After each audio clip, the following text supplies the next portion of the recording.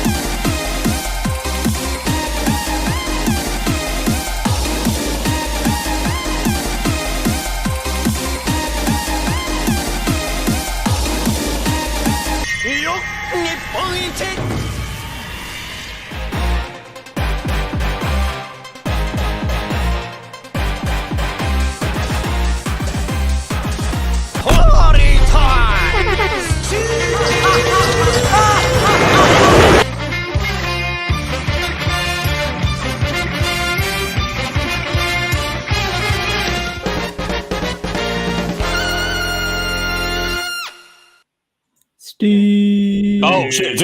Oh yeah, Steve. Yes. Sorry. I'm Are we doing stuff. live? We doing Yeah, stuff? We're live, I think. Hold on. Give me a second. But expect me to put the game down right now. Like y'all just it's criminal. Talk amongst yourselves. Yeah. Proceed. So Toku henshins, cool stuff. All right.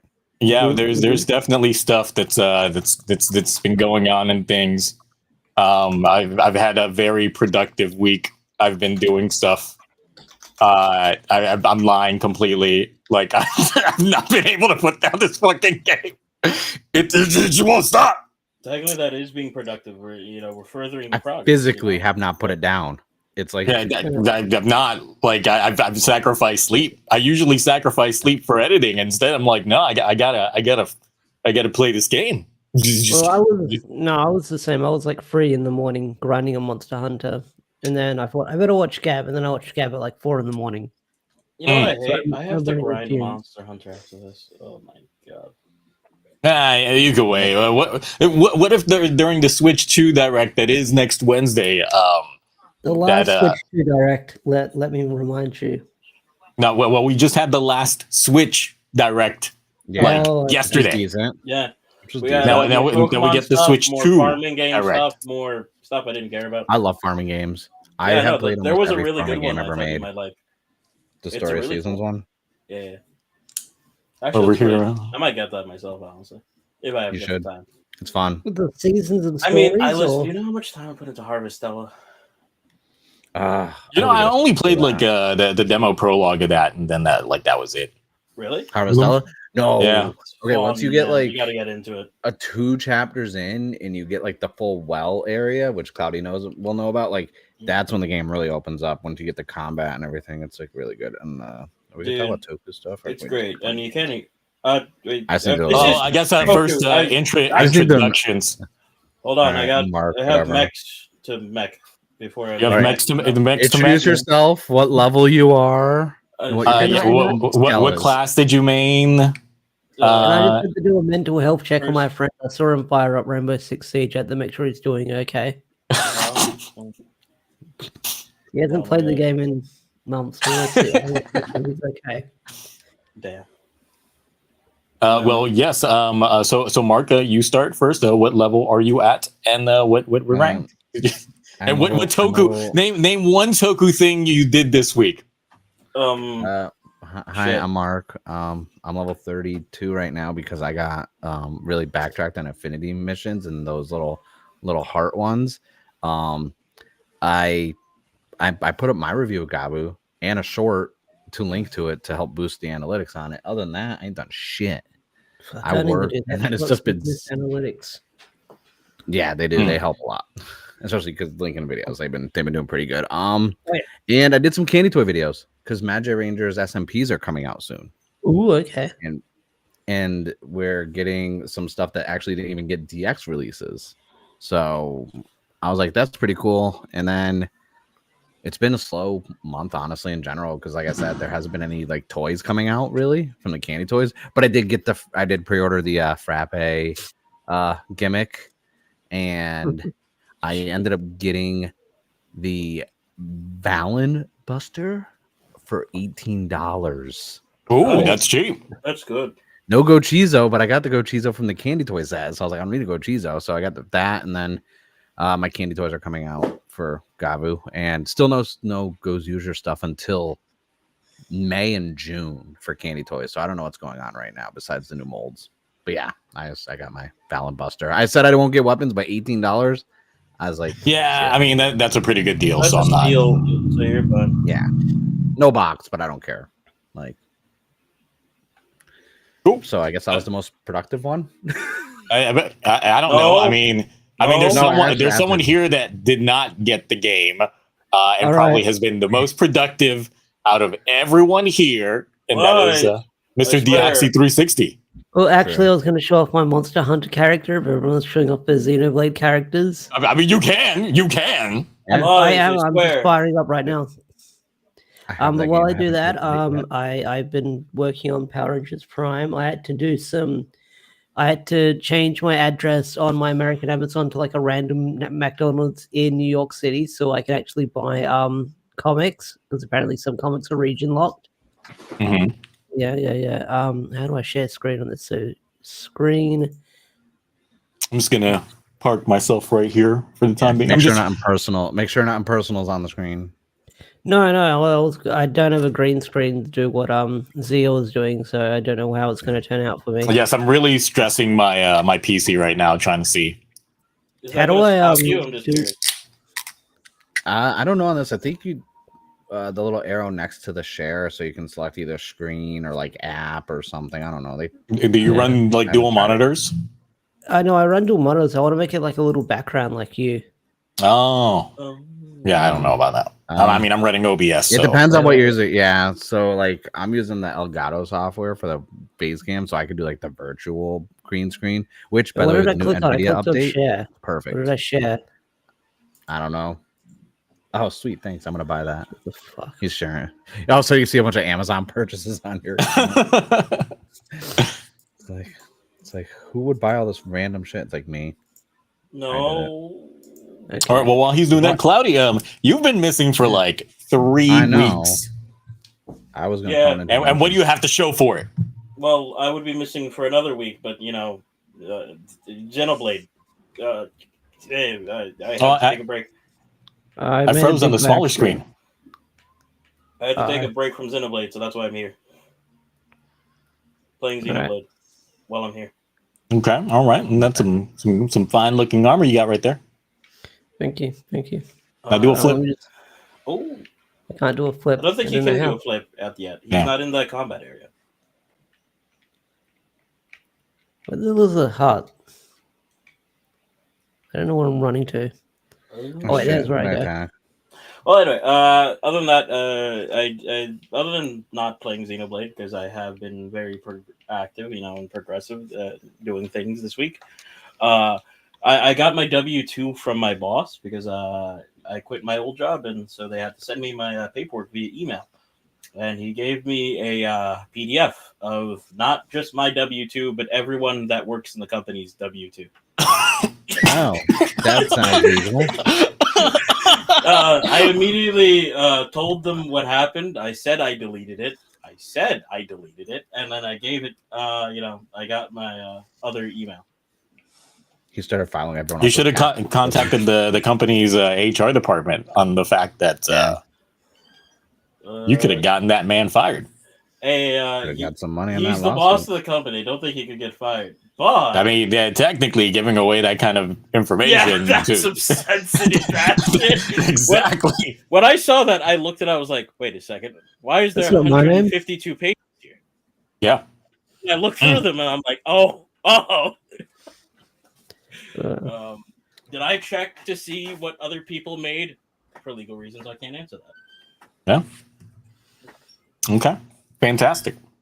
And what level are you at currently on Xenoblade? I'm only a mere measly level 42. I mean, you're further back in the game than Mark is, and you're at a higher level than he is, so... Well, you see, I'm doing this thing called grinding my ass off. I mean, that's the name of the game. I'm so skilled. I don't need the power level. I can be under level. I don't need a and power beat level the either. missions. I just enjoy grinding. Well, now with the fast cool off, like I've got maxed out like Starlight I need Rondo, the- and I just I like know. spam that shit. I was taking down enemies like 10, 20 levels higher than me in base. Sadly, that's not available on the skells, or else I'd be spamming the fuck out of a Yeah. lot of those things. But all right, Asha, tell us about your build here. All right. So I'm running a dual blades artisan builder, which is like the new thing in the game where you just craft really powerful elemental weapons. I'm running a gore set, or almost a gore set. With also because you can have 2 weapons on one stand, so I've got a switchblade axe here, which needs some tweaking. Yeah. Can you pilot a robot in that game? No, but I can ride a little dinosaur chicken thingy. That's I about mean, it. Yeah. hey, listen, you can get I like the that armor kind of set, the though. experience with like the what is it again? What's the isn't the gunblade? Yes, no, not the gunblade. Yeah. Oh, can you no, just the be in the gun middle lance. of a random field and then run into an enemy that's like level Yes. 80 something, Technically, yes, No. absolutely, and then challenge it and get your face caved in? yes, Well, you all can't- those well, you- things. Kind of, sort of. You can run out into the wild without firing up a mission to fight a monster. Why am I getting this at this level? All right, I think I'm gonna unshare the screen. Okay, before you stress test your PC. Yeah. All right, where is it? Ooh. Okay. I haven't tried to stress test my PC yet since I bought. Oh, upgraded right, all I the forgot. stuff in it. My class I main right now is duelist. Okay. I like the Cool. double guns. They fire off the neurons in my brain. Quick, On, everyone call Claudia a third-rate duelist. Quick. Third rate deck. Tell Mark he's right. Actually, speaking of duelist, so a new Pokemon TCG came out today. Oh, And of course, I Mm. had to get. Well, Yeah, yesterday I know. the one. No, I'm talking about the physical TCG. Oh. Yeah, I know Okay. the Team Because there are Rocket one. I people- want that briefcase. There's people that are camping out for shit. Oh shit. Oh, like in Yeah. the old days? Let's go. Yes. But look. Before we start getting into the Toku stuff, I just wanted to share this one funny ass card, and it's just because of the name.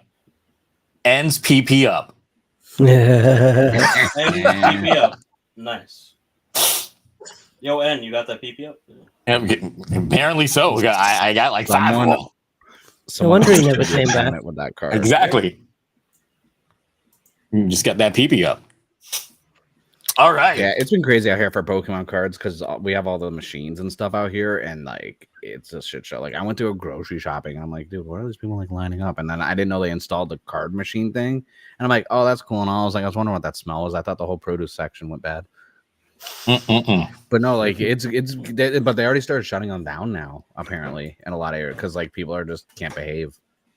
They just Yeah, I've don't. seen TikToks and YouTube videos and Yeah, Instagram feeds. like they limited them now per like when you swipe your card, like you can only add so many to cart, and then it like Mhm. stops you for the day. But now Target is even like, nope, we have them at the customer service. All the I'm like, that's cool and all, because like I don't like I just want the briefcase, the Team Rocket briefcase that's coming out. Is with that everything. coming That's to what the made me wanna west? buy it. Is that coming to the west? I don't even. It is for me. I don't care. Also, Like, I'll make it come to the West. I'll make I it. will have it Also, the delivered in the Digimon West. 25th anniversary where they announced the special D for it. I'm on the fence. Yeah, if we I were wanna talking get about it that. last week Yeah. because Get that $200 set. Yeah, gotta get that. Buy it, so I don't feel alone and be alone who bought I'll it. get it off Zenith, whatever it's called, Zenith, Zen TCG, whatever it's called. Yeah, no, they but have also- the best prices.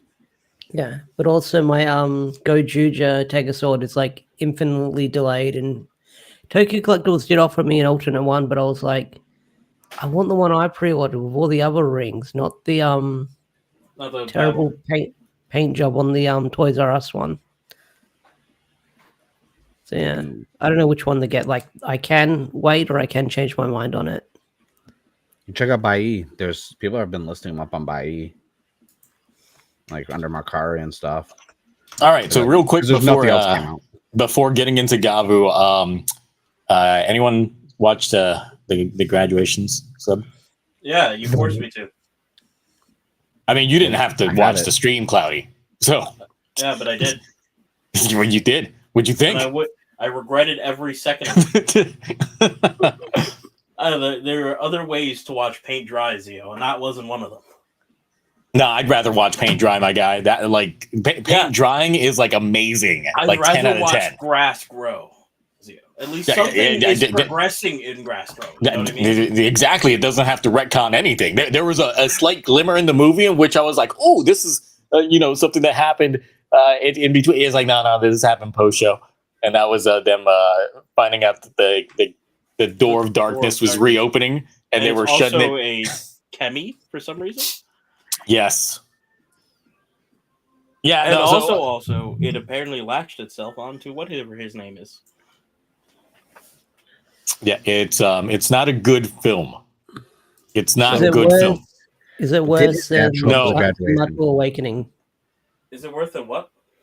Is it? No, I was going to say, is it worse than Yamato Awakening? Yes. Yes. Yes, only because it's got Gotchard in the name. Because here's the thing. It's that Gotchard levels of quality. At least Yamato had good combat. It did have good combat, but I still don't like the retconning of a lot. Once again, consistently sticking with the hey, we have established rules, and out the window it goes. Oh, absolutely. But I'm just speaking about like if there's something on the screen that I can actually enjoy. And listen, in the graduation special, they had the worst form I've seen in my life. Yeah, and he loses the Kuragane like driver, and they were still trying to say it's like, no, this one's better, my guy. This one's better. It's like, really, the whole like taming of his black flames, and then all it's a what? Like, but that one's better. Okay, all right. So I have to ask, out of all the Reiwa V cinemas and that, is it the worst? Yeah, no. And then hold on. Which one's? And then I have a follow up after. The lesbian special. I'm sorry. The girls. Special? Okay, let me say. Girls remix. From a film so was that a movie or was that just a show? It's a visa. I'm saying from like a film standpoint. Okay. It's a visa. Now, to answer this, why is Trio of Deep Sin still the best one, Zio? Well, because it is. You can't even lie. It is the best one. There's nothing better than that in the Reiwa. Production quality, writing. In Reiwa, what are you talking about? We had Shin Kamen Rider is Reiwa era. I'm talking about V-Sins for the main show. That's not a V cinema. Oh, we're talking about V cinemas. Okay, well, Fies. Yeah, still better than that. Fies. I think it's better. I don't. You guys overhyped it for me. Because the fact that you guys overhyped it, I was expecting grandiose. It was great. I got good, but then not like fantastic. So to each their own. Saying. I'm just wondering where like graduation ranks because like I haven't watched it and like I have it and I don't want to watch it. But like near the bottom. Yeah, I probably won't watch it because I never finished Gotchard. I never cared for Gotchard. Don't. Yeah, I finished it. It was a thing. Even the Hopper one thing in the very beginning was also like trash. It had like one good line. Oh yeah, that's right. There were jokes in that beginning thing. Yes, there was jokes. And that because they were trying to open the freaking door. I remember they said a lot of out-of-pocket shit. Yes, there's a physical door in which connected the worlds. They were trying to open it up. And I'm still like, wait, so there really is no one taking advantage of the fact that there's a whole nother Earth that they could just go, okay. Can we talk about how it's called graduation special but has nothing to do with it? No. Basically, there's no graduation? Yeah. Well, there is, but like it has nothing to do with the plot. Yeah, it doesn't. It literally shoehorned it at the end. Almost so the leaked like timeline of events that I read several months ago regarding it was technically all true except for Spanner's motivation, because Spanner's motivation was not actually the fact that he was feeling lonely because Hotaru and Rine were going to graduate and leave him behind. It was because Kyoka was going to be the one leaving him behind because she's getting married. Even though they said many times, Spanner, you're like your family now. Yeah. Right. So that's the only thing that's different from that. But yes, it is indeed a Groundhog's Day situation where he's repeating a time loop, and he's the only one that remembers, and he keeps coming up with like different plans to like jog everyone's memory, or at least like set happy things in that day to motions you and stuff like that. until like they can get to where they need to get to. We also got denied potentially something interesting with seeing Spanner fight his way out of that other dimension. I feel like that would have at least been something interesting. Yeah, but then he just comes back at the end. That was the worst. I blocked that out of my memory until just now. It's like, it's like he just came out of the thing. They technically like kill him off, or like just leave him away for a good chunk. For a good chunk. Yeah, Ace had memory wiped longer than Spanner was gone. Like, he's just like, okay, this is my self-sacrifice. He gets stuck in that other dimension. And then all of a sudden, somehow, he returns. Yeah. No real he just somehow returns. It's like, oh, this sucks. This completely fucking sucks. You want it sucks? No. What the thing with Hotaro and Rine at the end of that shit, that sucks. Oh, the tease, the continuation. What do you mean tease? There's no tease. It's because tease requires there to be eventually some kind of payoff. There's nothing here. But the thing is, technically, the way that they advertised it, the way that they sell you on the poster, it makes it look like, okay, here's the payoff. We're finally going to actually get these two to be a thing. No, it's like, haha, she definitely does have feelings for him, but he's too much of an idiot to realize it. Dumb. Stupid. And then we got obviously the Majade Girls remix that's coming up. That's pretty much. Wait, there's another one? Yeah, you forgot that that's a thing. We had a trailer for it last week. I'm leaving the Toku community. I'm sorry. So that's the thing. The thing about it that a lot of people are speculating on is since during the Lactis special that we're going to end up getting, apparently her human doppelganger is literally played by the same actress versus, Atropos. Did she die? Yeah. Well, apparently we're just getting like her back story. It's like the Dark Revelations, whatever the fuck. Well, you say that, but that's now, the thing. It's like but I guarantee the rules. The rules. A way to bring her back. Look, the rules of the homunculus make no sense now because it's like Atropos was based off of Child Rene, but looked nothing like her because it's played by a different actress. But then you're gonna tell me that Lactis looks exactly like her human counterpart. And now what people are speculating after we've had some time to sit is that Clotho is probably the homunculus of old girl from Amazon's because they're having her in this special. Oh, I heard about that. Like the military chick from Amazon is in it. That's weird. Yes, because that's the previous role that she played in Kamen Rider was that. So it's just like, wait, so that would technically make Amazon's canon to Godchard's timeline. And isn't Amazon meant to be like his own little like pocket universe or something like that? Yes, yes, but then Godchard said, "Fuck you! I'm an anniversary season, my guy." Godchard is not an anniversary season. Well, I blame Legend. This is all Legend's fault. Honore Legendo. I accept it. I accept the fact that we can blame Legend for all this stuff. I actually think Legendo sounds better than Decado. No, because you can make the dick ache joke. Oh. Every now and again, I just look at Zio's background. I'm like, oh yeah, that's right. I could be playing Xenoblade right now. You could. I mean, I'm letting the game just run so I can get those resources because obviously, like even when you're idle, you still are collecting those resources. So I need that money. I'm trying to buy skills on skills. I'm trying to get all the level 50 skills. It's not like you just came out of the ground. So my skills can only drive. They no, but mine. This one because I still haven't gotten the flight. You don't get the flight pack until chapter 9. Oh, okay. So yeah, but this one doesn't transform; it just hovers. So, I like the fact that they transform. That is probably my favorite aspect of the skills. If one more big back asshole comes out of the ground at level 71 attacking me, I swear to God, I'm gonna crash out playing this game. Are you in Oblivia? Yeah, I'm just driving around. I'm just driving around getting all the little like wreckages and stuff and getting all the little towers. Yeah, and plus you got to get that Wait, Collectopedia. guys, back up to Toku, quickly. Oh yeah, that's true. We got down to 38 viewers. I think this is like the most we've had on a premiere. Oh God. We have some typically when we're talking about scans and shit. Yeah. Yeah. Hey, listen, we were talking about Gotchard, so it was fitting. We went by one. Yeah, it was Gotchard. We blame Gotchard. That's the thing. It's like normally when we talk about Gotchard, we always find something else to talk about besides Gotchard. That was always the thing for the last year before Gavu started. And it's the second we started talking about Gotchard, we talked about something else instead. So it's still continuing the streak.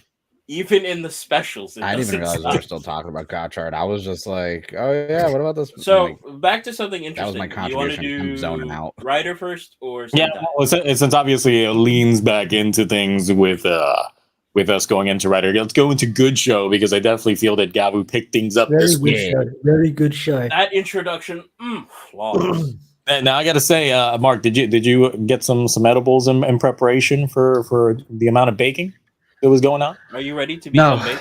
No, because YouTube's very they're very finicky with the TOS when it comes to that stuff, and I ain't trying to risk the channel, so. Well, I thought he meant like, did you watch it like on your own time, baked? Well, baked. Oh, I watch the show every time. You think that show? I get the sub. I'm up late. I get the subs right when they drop, and it's usually like 1 in the morning. I'm usually already deep. I don't think I've watched that show without them. Say no. So. All right, who watches the Raws? Be honest in chat. No, I don't. I know several people in the chat that actually watch the live stream when it like airs because there's several people that are like as soon as my Toku Rewind stream starts, there's some that are very tempted to tell me shit, and we have to reiterate it's like no spoilers, but yeah, because I know in several other like Discord servers, I think like the either the Reddit or the actual Sentai or Kamen Rider, their wikis, their official Discords, they do streams of the actual superhero time when it starts, like as it airs, that type of shit. So that's how some people watch it.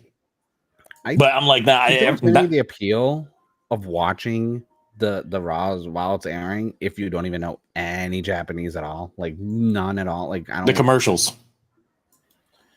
Oh yeah, that's right. Juicy.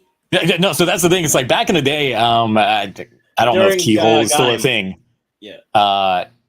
No, I think this was back during. What year did Gundam 00 air? Because I remember I was using it for that shit too. What year did Gundam 00 air? I remember. But it was then. I was using a program called Keyhole that essentially, was just watching live TV from around the world and shit. 2007. I just looked it up. I was about to say 2000. So there we go. So 07 was when I was using Keyhole to watch all that shit as it aired. But then, of course, again, during that time, the fan sub groups was just really TV Nihon. So you had to wait for them to try and put their little visual effects into their subs. So it might not even come out the same week as it aired. So by then, of course, some people just get feisty. So I was just using Keyhole, and of course, it's just cool. Give me one moment. Oh yes, that reminds me. We bullied. Not bullied. Ash got the game of his own free volition right before the stream, and it might have just arrived. Has no influence on any of us doing anything. Now, hold on, no, definitely not. Skills to build. Yeah, so essentially, like I used to watch stuff on Keyhole all the time that was just raw, and of course I can pick up on simple Japanese. Once I start getting into a lot of like the more crazy, like complex words, I start losing track. But yeah, no, I mean, watching live TV from a different country is still very interesting because you get to see all their wild and crazy commercials. And Japan definitely has a lot of wild and crazy commercials to the point that there's YouTube compilation of like weird and awkward commercials from Japan from like back in the day. It's good stuff.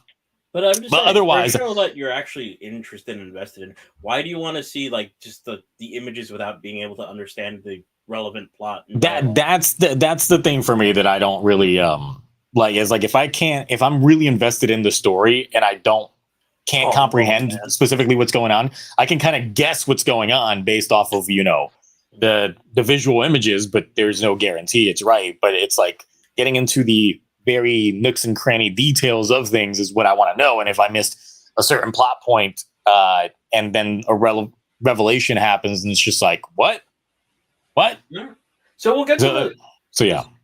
I want to just say this. Do you want to do a summary of the episode, or do you want to just assume everyone's seen it? Because I have a very interesting question for you. We can just hop into it without like doing the summary of the episode.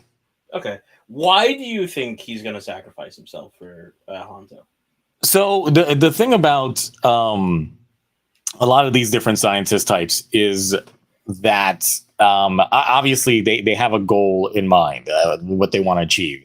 And the thing is, it's just like he's been really eyeing Hanto to like be the greatest, pretty much be his greatest creation, because it's rare that a scientist themselves want to be that thing, because they don't want to be the sacrificial lamb on that front, but sometimes you do get them.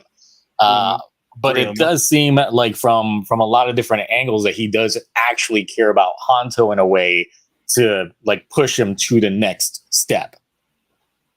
And the thing is, with his transformation that we got here, I don't think that Tsuga actually operated on himself. I don't think that he implanted himself with a new organ or anything like that. Well, no, he said that he found a way to make it safer. Yes, that's what he told him. Safer. Yes. So I don't think that he actually operated on himself, because I do think that his henshin device is the gimmick. Like that's what is doing everything. And he's just, experiencing it through his body, which is why it's causing like the rapid acceleration and aging. Welcome to the team. He got there. Why is it still shrink wrapped? Should already be open. No. No, it came like this. They put it in like this packaging that like had like the stuff you put in roofs, like insulin. I don't know. It's like really weird when I opened it up. Just let him enjoy it. Let him enjoy this process. Oh, I got the trading cards too. See? I know that the early purchase for bonus. I guess no one bought this game in JB. So they gave me the pre-order stuff. Hey, I mean, there it is. Nice. No, so yeah, my speculation on the gun was that it was a Gavu in itself, because it's got a mouth on it. So because of that, that's what I feel is the thing that's triggering the transformation. So he didn't actually have anything implanted in himself. And I do think that he was just trying to get a rise out of a Hanto on different aspects, because he knows that in order to hype this man up, he's driven by revenge. So he's pretty much trying to get him he's trying to become the villain in his eyes, in Hanto's eyes, so that he becomes stronger because of it. So he's trying to make the ultimate life form. I get that. That's why we have the bitter Gavs. The bitter Gavus aren't the ultimate life form, though, because it's clear. If you look at the computer screen, it even shows it's a baby. Bitter Gav, Hanto, and then K, which I think is a baby version of him as the perfect life form. It's kind of like a Dr. Zero Cell situation. Yeah, it could definitely be in that, but he still needs Hanto to serve like a greater purpose on all that. Yeah. But so the thing is just like he does need Hanto, but he needs to pretty much further his own advancements, even if it ends up being his own self-sacrifice. I do think that there is a potential for whatever Suga is making to actually end up being the final villain of the show. Even if he about it. When you think about it from the standpoint, you have Hanto, who's a human with a Granu organ implanted in him. But then you have the clones of Shoma, which is basically a purebred dual human Granu. And he's doing tests on both to come up with like whatever. I think the K baby thing is probably going to end up like turning on him, and he will end up dying. And then this baby thing is probably going to be like the final thing. I just hope it doesn't turn into a thing where like this perfect life form that to destroy Granudes doesn't lead to like Another Kamen Rider. everybody teaming up. I don't need Stomach Inc. teaming up with Shoma and them. Well, and I also hope there's no way it's gonna be Shoma's shitty. teaming up with them. There's no way any of them are teaming up with he them. kind of felt a certain way after he killed one of the twins. Like he was kind of like, yeah, but I can tell it's not he's like like, we could have been friends if you just accepted my birthday flower. Like, and also I hope like, because my thing with Bake and like him not experimenting, like doing surgery on himself to transform, I brought up my review. I was like, I hope this doesn't lead to the domino effect of Sachika turning into a Kamen Rider, because I love her character as it is. I don't need her, because I was like, if we're getting humans that can transform without needing a surgery, I was like, that's the long loophole that's going to lead to Sachika. And I'm like, no. That is a thing that could possibly end up happening, especially if he does end up going away on that point. So Some good cheese. I kind of wouldn't mind it. I think she should be a writer at some point. Listen to the VTuber over here. No, but because of course it is causing his body to, like, you know, like he got baked after yes. using it. Yeah. So it just depends on how many. Was that an air fryer, or was I really high? Was that an air fryer around? I was like, that's an air fryer. No, that's it's like, you know, it's the coils with like in a toaster oven. Yeah, you know the coils. I call it air. It's an air fryer. It's an air fryer to me. I was in there like, I like air fryers. Is that it? But is that the only thing that interests you in that? Yeah. Oh, well. I don't like the helmet. The suit hasn't grown on me yet. Like, well, I hate the Blizzard sorbet. The suit itself kind of tells me that this is going to be a short-lived writer, because he's got such a mundane undersuit, and of course the entire mold that they're using for this is just Bitter Gavu. That's it. Yeah. And of course, we know that Bitter Gavu is going to end up using this, and then so there's that. And he's got a nicer undersuit than Bake does. So the undersuit kind of just tells me that this is going to be a short-lived form. This is literally just something that they threw together just for the sake of this little mini arc, and then something's going to end up happening to Suga. Whether or not he actually ends up succumbing to the actual driver, or it ends up going like haywire on a different end. But given that I think this next upcoming episode is the end of this current arc, and then we'll get the poster for what the third arc is going to be, we'll see. Because the thing is, it's like the Stomach family have taken a back seat almost this entire arc, and Suga's been like the prominent one. And we haven't seen Jipu in forever, and hell, Glota and Rango have been also MIA for months now in real time. So yeah, I think next arc might focus a lot more on them, and then final arc we start getting the fruits of whatever this K is. What do you think?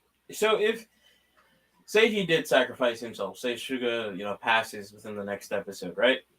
What is going to keep making these Bitter Gav clones, or this K thing, or like? The thing is, he might have a machine that just cranks these guys out.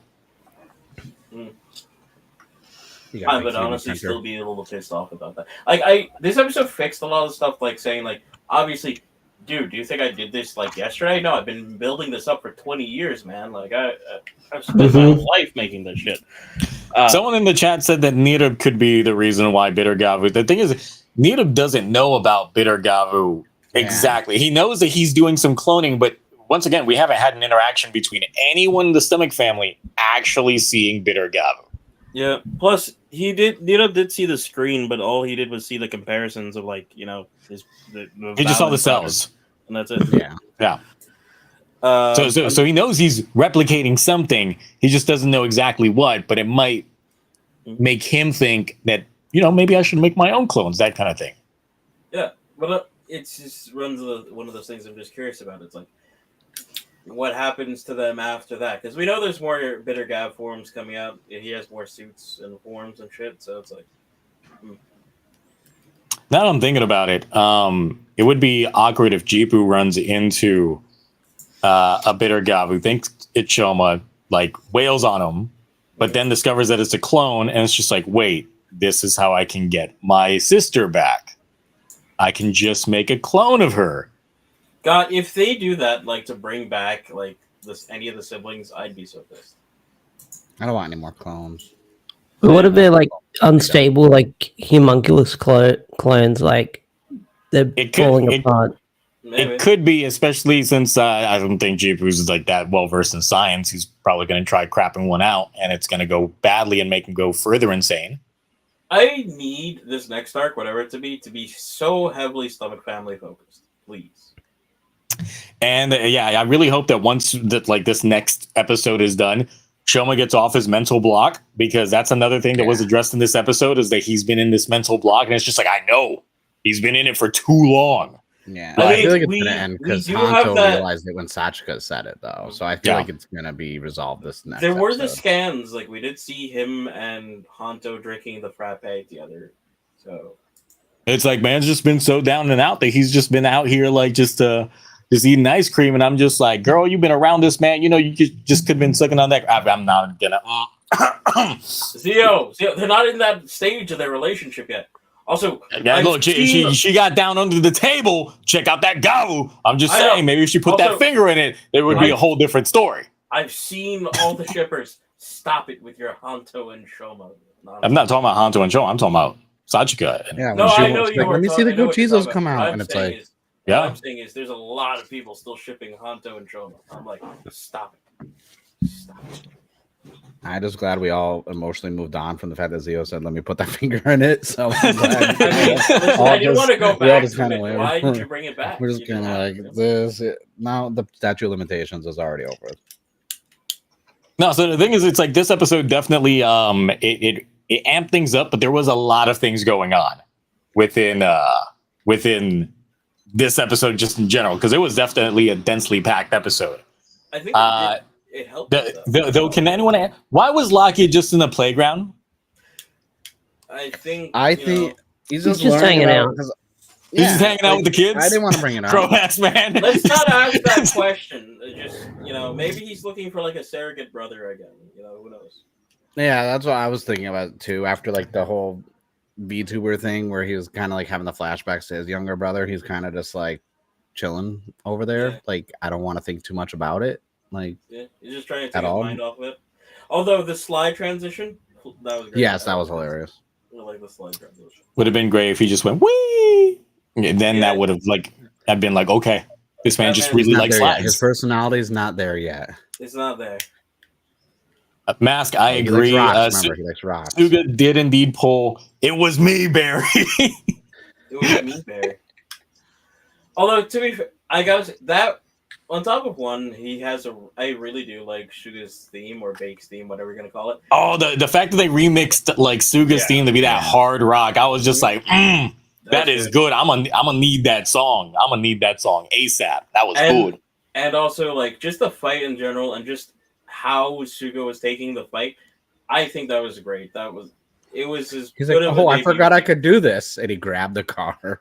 Yeah, it's like I know they didn't put that much effort into like maybe the suit itself, because it's probably gonna get reused and retooled for something else. It's just what we did get though for like the debut and like his reasoning for things. I think that definitely carried the latter half of the episode for sure.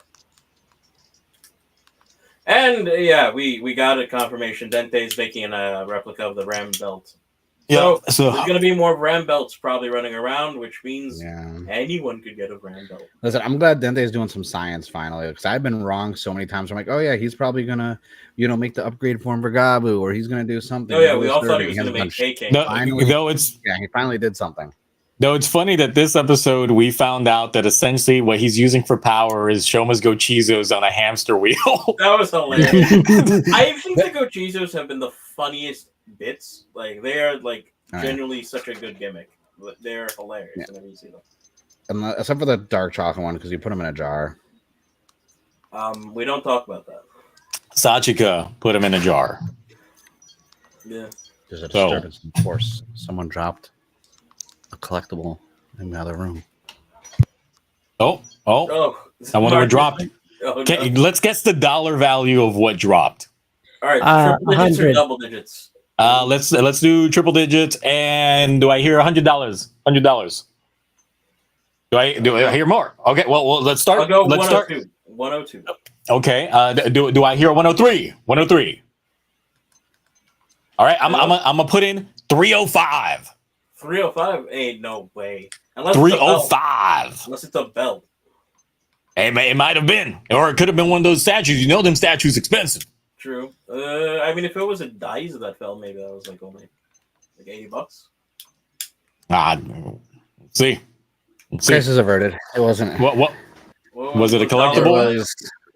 Yeah, it was. Remember when they did those light up Pokemon, the big DX like statue ones, like the Pikachu and like Gyarados, and they did a Mewtwo one. It was a Pikachu one that fell over, and then what was the dollar amount on it? Dollar amount. That was what, 58. No. There's more. There's more. Oh. Than the Blade Rouser, DX version. They were. Oh, but it's not that much. That's like, not that much. We were replacing bets on it with a dollar amount of what fell. Yeah. Yeah. I was putting in 305. He said 102. My reaction was too calm for 305. Okay. I would have been like, that's when I hit the stop video button. They'd be like, wait. I was like, is that a CSM? No. It's like, Mark, you forgot to turn off your microphone. Just hear the plates yelling in the background. You just hear all kinds of slurs as everything is walked up my microphone. You hear all kinds of slurs. Like cats meowing, all that stuff, everything. All 11 wife words you can't see on screaming the radio. I'm not even speaking English. We get that SpongeBob Dolphin episode uncensored coming out of Mark. Yes, basically. I want to find those raw recordings of like Clancy Brown just screaming profanity and Tom Kenny screaming profanity. I mean, apparently it was found like a year or so ago. Yeah, apparently it was hilarious. Oh, okay. Well, I can't tell with AI these days because people just use AI for. I think this was thankfully before that AI threshold, so I think it's legit. Yeah. It would. Yeah. I don't know. Have you seen the new app where you can call characters on AI? Yes. Have you seen the new Ghibli AI function? No, it's so stupid. It's not. It's just Chat GPT 4.0 mini. Like it's so stupid. I hate it. It doesn't even take any work. You just drag the image in, the original image or the video, and you just say, create this, recreate this in Studio Ghibli style with, like hard lines with, accurate like voice matching, and it does it in like instantly. And I'm like, it's so stupid. I can't wait to try it. Miyazaki's gonna be like suing the fuck out of somebody. No, I was gonna say we should call some of those AI characters like stream. Oh, that could be a night. It could be a wild and crazy night. That might end up shutting down the stream depending on what the AI says, because they can go off that. They can go off the rails. I don't think they can, because I've been watching a lot of Only Plays do it, and then they will like the AI will reply like the AI will reply like, this does not meet content guidelines. Oh, okay. Yeah. Now, obviously, since next episode is the one that will possibly end this arc, lightly end this arc, and all that. Yeah, that's what I'm assuming. That's gonna. I feel like that's gonna be it. Don't you feel like that 2-part episode? Like, don't you feel it's a little too soon that he's already getting like the frappe form? Like Dente just fucking got his hands on the unit, and he's just like, you know what? If my grandnephew could just make this, I should be able to make it lickety split. And then it's just like, oh, there we go. Here you go. My thing is, it's just like, I feel like we haven't gotten enough of Honto yet to deserve this. You know what I mean? Like, he's been MIA. We haven't got enough of Honto. He's been MIA. He's been getting chest pains and heartburn. Yeah, that was like he's been avoiding Shoma, because that's the thing. It's like they have a really bad time trying to juggle which character is going to get the focus. So someone has to take a back seat so other characters can get focus. Yeah. Yeah, like Honto's had a lot. Like if Lagia gets a whole new form or upgrade form, then I'd be like, well, he's just been chilling at the playground. Like Honto's been through enough where, like, he, from a story standpoint, it makes sense he would get an upgrade form, because with all the not even subtle, like Dante even says, oh, yeah, this is putting too much stress and overdrive of the organ that's inside you. I can take the organ out. And he's like, no. And he's like, well, the Gochizo Shoma gave you was like the limit of your power. So like all the seeds have been planted where, yeah, he should get a new upgrade form. It makes sense. Absolutely. The seeds are there. It's just I feel like they were kind of just all rushed within the last couple episodes. You know what I mean? The last episode, especially after like the big revelation that technically, you know, it makes perfect sense that Suga was the one that tipped off Nirib to pretty much track down Hanto's boss and then cause him to get glassified and cut in half and all that stuff just to drive him towards him. That kind of thing. Which I did think it's a revelation that makes perfect sense. Like there's nothing that's just like, you know, you're pulling this out of your ass. Like fun fact, it's like, no, this makes perfect sense. It makes sense like why he came out of nowhere to specifically attack Hanto's, you know. And the other part is that his explainer for how he was able to make like bitter Gavu so fast is the fact that he's been experimenting on humans and sacrificing them for a long time. At least more than 8 humans, and for the last 20 years. Yes. And that's how he's been able to further his craft. Speaking of which, how old is he? Because he does not look that old. Yeah, so that's another thing. Well, I mean, the actor just turned 50, right? Did he? Wow, he looks good. I think the actor just turned 50. He looks great. Let me check. Suga Gabu I gotta kill is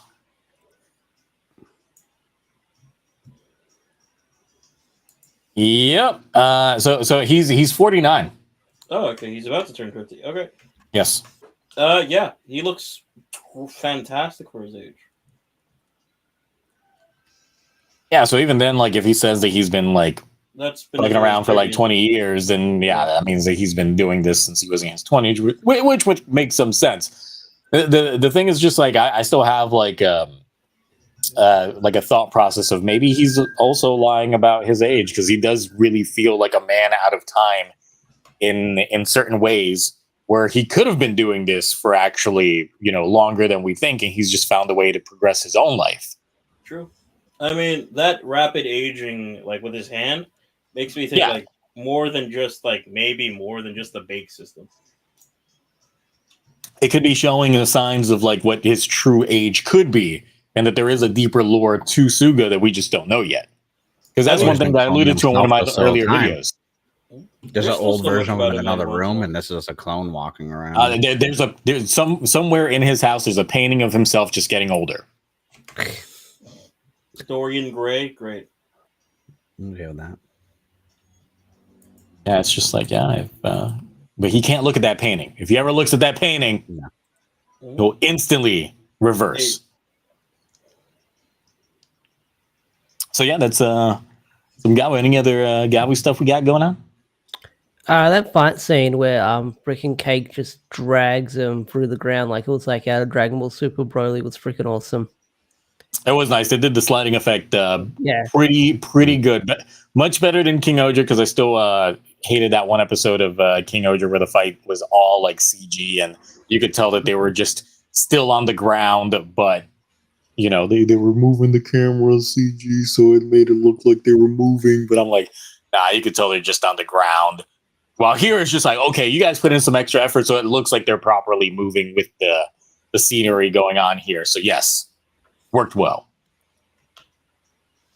But that's what another thing. I mean, this show definitely still is good when it comes to the action sequences. Oh yeah, they put a lot of personality and character into them. Oh yeah. All right, so we're ready for some Gozuger. Hells yes. Yay! Because I didn't watch it. The fuck? I'm not gonna lie to you. That Gozu I was Black busy. way more pink than black. I'm not gonna lie. Way more pink. I mean, the pink definitely stands out on it. Absolutely. Well, I'm just talking about the visual effects for like everything. Just so pink. Oh yeah. Well, the thing is, it's like usually when you have a black Sentai, a lot of their VFX that they put in there is usually purple. Yeah, exactly. It's like purple or some maybe like white or like, you know, gray. Depends on like, you know, which show. And like, what else is there? But still. Yeah. So the thing is, it's like obviously all the Gozugers have their own little uh, gimmicks now that they've gotten their power ups and things like that. Whether it's super sight, super smell, super hearing, super strength. Wow, here we've got super invasion of privacy. mind reading. It's a good one. It's essentially like Mel Gibson's what women want, but the opposite. So it can go completely terrible. That they made a movie of that. Actually, it was terrible. Did they actually make what men want? Yes, that's a thing. Yes, that's a thing. Yes, it's a thing. That's a thing. I remember Dave Chappelle made a joke about that in Chappelle's show back in the day, but I didn't think someone actually made this. Yes, they made it. Oh, well. They did make it. But she got to touch them to read their mind, though. So that's the caveat, though. She got to touch them. Yeah. Apparently they didn't mind, though. At least. Yeah, well, obviously not. She was definitely taking advantage of them. Gave them the 2-for-1 special, and still left them hanging. So it kind of is what it is. That's just an interesting thing. We go from sight, smell, hearing, strength to I can read your mind by touching you. Yep. Makes sense. Do you think they'll get more than one power? Like they'll evolve later down the line as the show goes on? Maybe. I'm still waiting to see Red's weapon. We haven't seen it yet. Yes, I'm going to be going over that weapon. Oh.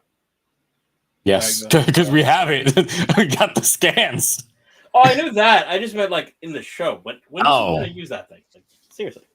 Probably soon, considering we got scans. Yeah. I mean, we had the sound effects forever. So so obviously that's Sumino's gimmick is doing that, and she's very hell bent on revenge for trying to find her her sister who went missing. And obviously through going through all that, we've got she's very big into meddling, and that was the number one battle that we had this week was the meddling off, which it seems like people don't understand how to meddle correctly. So that was the aspect here.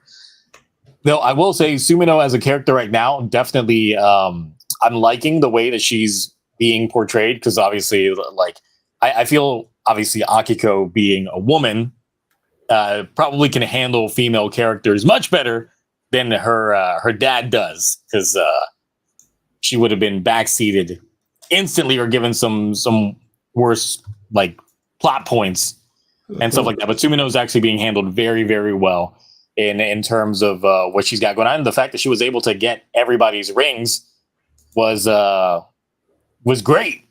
Like definitely being able to step up.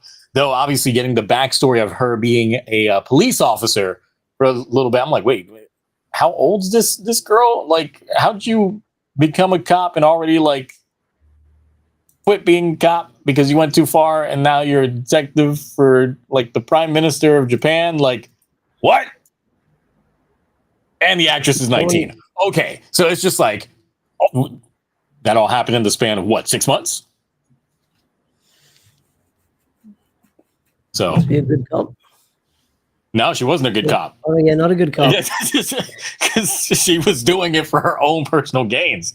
But I'm still like, now I'm actually looking forward to the Boom Boom Jerk crossover, because I feel her and Joe are probably going to have a great absolutely. dynamic. Absolutely. Like I can't wait for that to happen. Needs that to happen for that crossover. So. Something just unplugged. We stressing the PC time. It's like you've been running this too long. To the point that my keyboard decided to unplug and replug itself. Oh shit! Got to upgrade the computer Again. Yeah. Also, the swagger of that actress who plays Sumino when she did the dance, and she just replied with skill issue because she did the dance in heels. But I'm just built differently. I need to find those tweets. I've just heard people talking about it. She also killed it at karaoke, so that's some great shit going on there. I wooed those guys. I was like, man, they definitely went with the typical this is a karaoke song visuals while she was doing all that. I know, but that's kind of that was nice. It kind of gave it like a little bit of an old school vibe to that beginning of the episode. Yes. Well, it made me think of Yakuza because most of the time that I see those types of karaoke style videos is in the Yakuza karaoke. Judgment. Like, yeah, you gotta get that beach. You gotta get the just the forestry, the waving tree in the wind. Depends on the song. Perfect. So it's still good stuff that we got going on there. We did get the team transformation here, and once again, still good. Can we just say Green had my favorite moment in the entire episode? Oh yeah. Oh it's yeah. Part of oh god, they bring out the book box. Oh, I'm at the point now where it's like Green was definitely the one that like Kenjiro is the one that at first like that was the one I was least interested in after the presser, but now I'm just like this man stole the show. Like this that guy. This is great. I think Red's still my favorite, but every time Green is on screen, I'm enjoying it. He steals the show. Oh yeah. And now like his super cheesy face during the intro is not as creepy as people were first like looking at when we got it in like episode 2. It was just like, man, this man cheesy too hard. It's kind of weird. Now it's like within context, it's just like, nah, it makes sense. He's making the best out of his young life. Mm-hmm. So it's great shit there. Obviously, we still got Bouquet still pining over her man's not being there, getting that vendetta against Blue building up. But that's another thing. Is nice. Mark, spoilers, Mark. You haven't watched it. I don't care. I'm watching it regardless. I don't get bent out of shape over spoilers.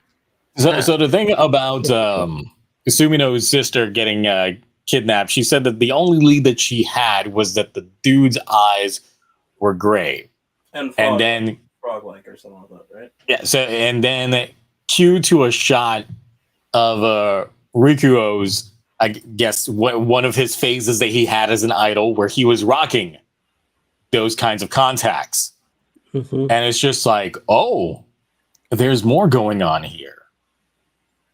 So let's see how their storyline intermingled. Yes, it was. Like it was legit so dumb. Like the ending playing into the freeze frame, into like the reveal. That was exactly like Dom Bros. No, absolutely. Now the thing is, it just makes me wonder whether or not this ties into his own backstory, because we do know that Rikuo's apparently had something happen that caused him to no longer be pretty much a mainstream idol. He's no longer in the game. Like he had to retire early, essentially, because of something that happened. So I'm wondering if something dealing with her sister ties into that. And maybe it could just be in classic Inoue fashion that it was a misunderstanding and he actually didn't kidnap her, but he might have been trying to save her but failed. Well, I mean, that's what I was thinking. But like, I've heard that the gray eyes for Rikio could be like a fake out for the audience, which does seem like the audience, but holy shit, that twist at the end, that was so really good. Like it popped me. Like this was definitely my favorite episode so far. Like that.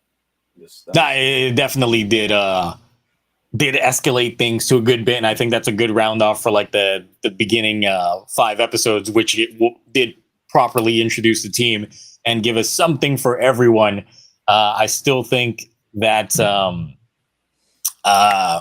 Ryugi is the least fleshed out in some ways. Like he has his moments, but we still don't know too much about him. It's like, well, while now we've got a little bit more on Rikuo to focus on. Yep. I'm curious. Because Ryugi, the only thing we've really gotten is just his dad's a doctor, but where does that play in? Probably into like the faith thing, because since he's so deep into the faith, is his dad one of those that's like an atheist or agnostic, something like that? Well, they're the two that they were already teamed up by the time like the show started. So I'm curious why. Like maybe there's something with those two specifically going on that we don't know about yet. He also did say, like, once we've got enough rings, I'm off doing my own thing, and it's going to be all like free for all. So he's definitely in this for a while until he gets enough rings to get his wish granted. Essentially, their entire alliance is just like, yeah, let's just get all the rings. We'll team up, get all the rings. Once all the rings are collected, then it's just going to be us. And I'm just like, ooh, that's going to be an interesting way to end things, is literally just a fight between them all. And, who's the number one? But then it's probably going to be a twist where it's just like, there's a different number one around. Mm-hmm. Oh, speaking of which, I do like, interestingly enough, I did like the interaction between Red and Black this episode. I did like the little, like, this is that and that is that is this, you know what I mean? Like, it's like helping you and getting my ring back are two completely different, things at the moment. Yeah. You know what I mean? Which I guess that's what helped her realize, revenge is one thing, but my dream is this. You know what I mean? Mm-hmm. So I kind of like that. We're already seeing like Red kind of inspire some people. Like it was kind of happening. So let's see here, because obviously new toys to talk about on the Go's user side. On the Go's user side. Yes. So let me see here. Share screen. New mech, please. No. Yes. No. Maybe. No. Kind of. Add on. Sad. Oh, the sword. I saw that and I was like, we knew it was a sword, but I was like, I didn't realize it was like, oh. And yeah, obviously, like when I saw it, I was like, man, I'm getting Saba vibes. That is a lot more red than I thought would be on that thing. I'm just like, can I get a memorial this already? Like that's what I was saying. I was like, Zio, a memorial that will be like also, this big. It'll be the size of barely a dagger. I'm not even gonna lie. No, I mean, no, because it's probably going to be like the Saba sword that Bandai released a couple years back that I got. Yeah. It's probably going to be that same size, which is 3D print a shell pretty good around it. I mean, because I want this Saba callbacks for sure here. Which once again, Die Ranger vibes. I'm just saying. Saying this back in the day. Die Ranger. Isn't Red the only one that doesn't have any add-ons to the mech? So this kind of makes sense. Like the only add-on he has is the face, right? Well, that's the thing. It's like he's only been able to form base Tegasword that went from like the backstory and all that stuff using his ring. Yeah. So it's just like, okay, so is like they haven't really explained if that is Tegasword's like base form. And then that's why like that ring was more isolated than the rest of them, but he still ends up getting a weapon anyway. Yeah.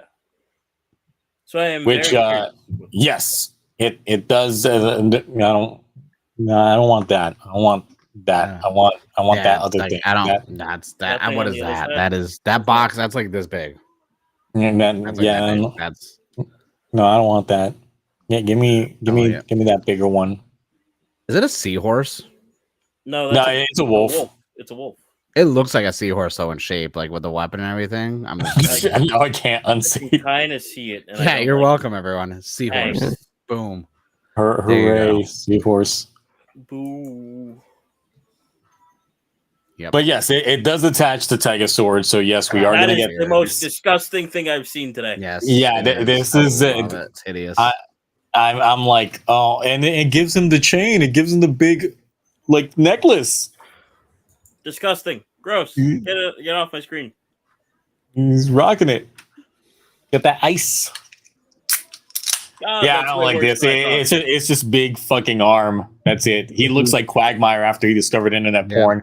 He's just out here. I just didn't think I was allowed to say that. I don't like this. This is not great. No. Especially since the other ones, they do an adjustment to like the head a little bit. This one is just it's on the head. It's like, well, technically my ring's already on here. So what if we put a wolf on your wolf so you can woo while you woo? So how's that going to stand up and not fall over? That's like not. I mean, you can't pose it anyway, so it's already All right, it is an action figure. You're right. Yes. No, just no. I don't like this. This is like that arm looks like a shovel more than it looks like a sword or anything else. Yeah, I was not a big fan once I saw this. I would have expected at least if it's split into two and he had it on both arms, but then again, that would be the same thing that we're getting with the Tyranno. But Like they couldn't have thought of anything more sleek for like the wolf. I thought that's what like they were aiming for. You know what I mean? Like simplicity. Like Because it's a seahorse. the thing is, like, if the part over here actually like detached and went on the legs, so it gave him something more, then I'd be more for that. But yeah, no. Well, yeah, because it would be taller. You know what I mean? Maybe if Yes. it like increased the height and like gave it like a little bit extra arm room, just because you know you added that extra head, just make it like the whole thing slightly bigger. That would be kind of cool. I don't like it. I don't like it. Yeah, I don't like it either. Yeah. So yeah, this is what we're gonna be getting soon. But I definitely like that the way it's gonna look like in the show much better. Like that is indeed Yeah, much better. Like I like the way that looks. I Oh, wait, guarantee it. Ryder needs to take notes. This is how you do an anniversary season.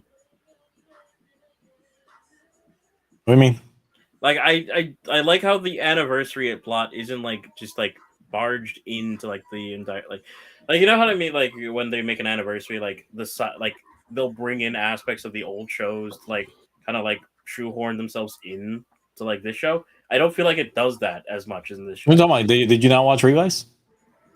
I hate Revice, like it was they the 50th. they went subtle with the anniversary aspect. Yeah, well, too subtle, honestly. Yeah, I mean, when he Literally got those forms, when you got those forms, though, you were like, "Ooh, I see a bit of that other writer in there. That looking good." Yep. So not in your face. So unless you're talking about like just legend in Gotchard, that kind of shit. Yes. I don't. But Revice was the 50th of Kamen Rider, just like this is the 50th of. So they're getting the 50s right, at least on that front. I can't. Okay. I can't compare stories though, because Revice's story was a whole different thing. Other anniversary season, the one before Revice. What do you got to say to that? Saber? No, don't even freaking try to lie. You know what I'm talking about. 01? Nope. Yeah, it's yeah, I like how every show starting off Reiwa was actually all an anniversary show. Yeah.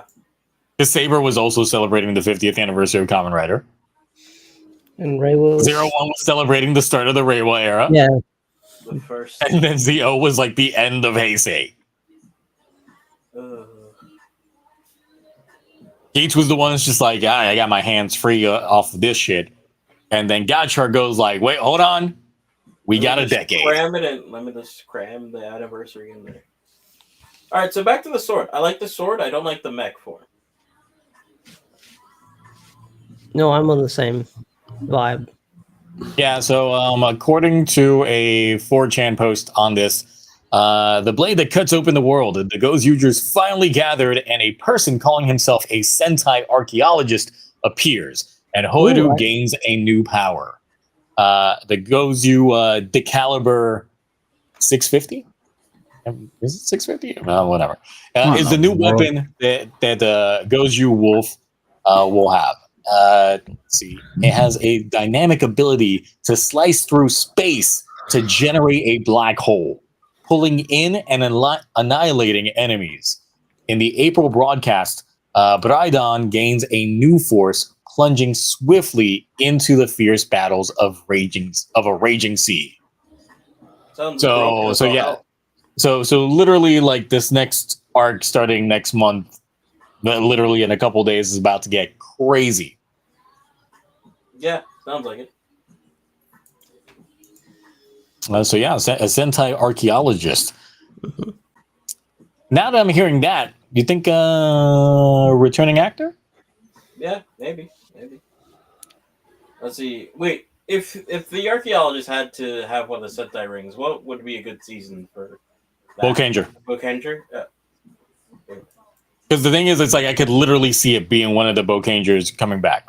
Because Bokanger was, the 30th anniversary of Sentai. Yeah. Once again, another anniversary season, but they were subtle with their anniversary aspect.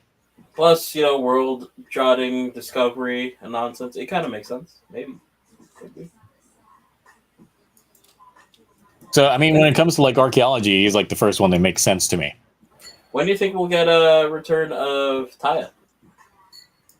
Also, whose music is that in the background? It's not mine. I don't have my sound cards music going. There's a car parked outside my window with like loud ass hip hop music playing. It's really annoying. Gotcha. I was about to say, I don't hear it. People just literally just park out there and just like, or it could have been my game because like I'm holding it right here, so it's like a couple inches underneath the mic. No, it was definitely like hip hop music that was here. Yeah, no, it's also Chest of Greatness says maybe the new guy might give Horu a job. Oh yeah, that's I like true. the idea of him not getting jobs though.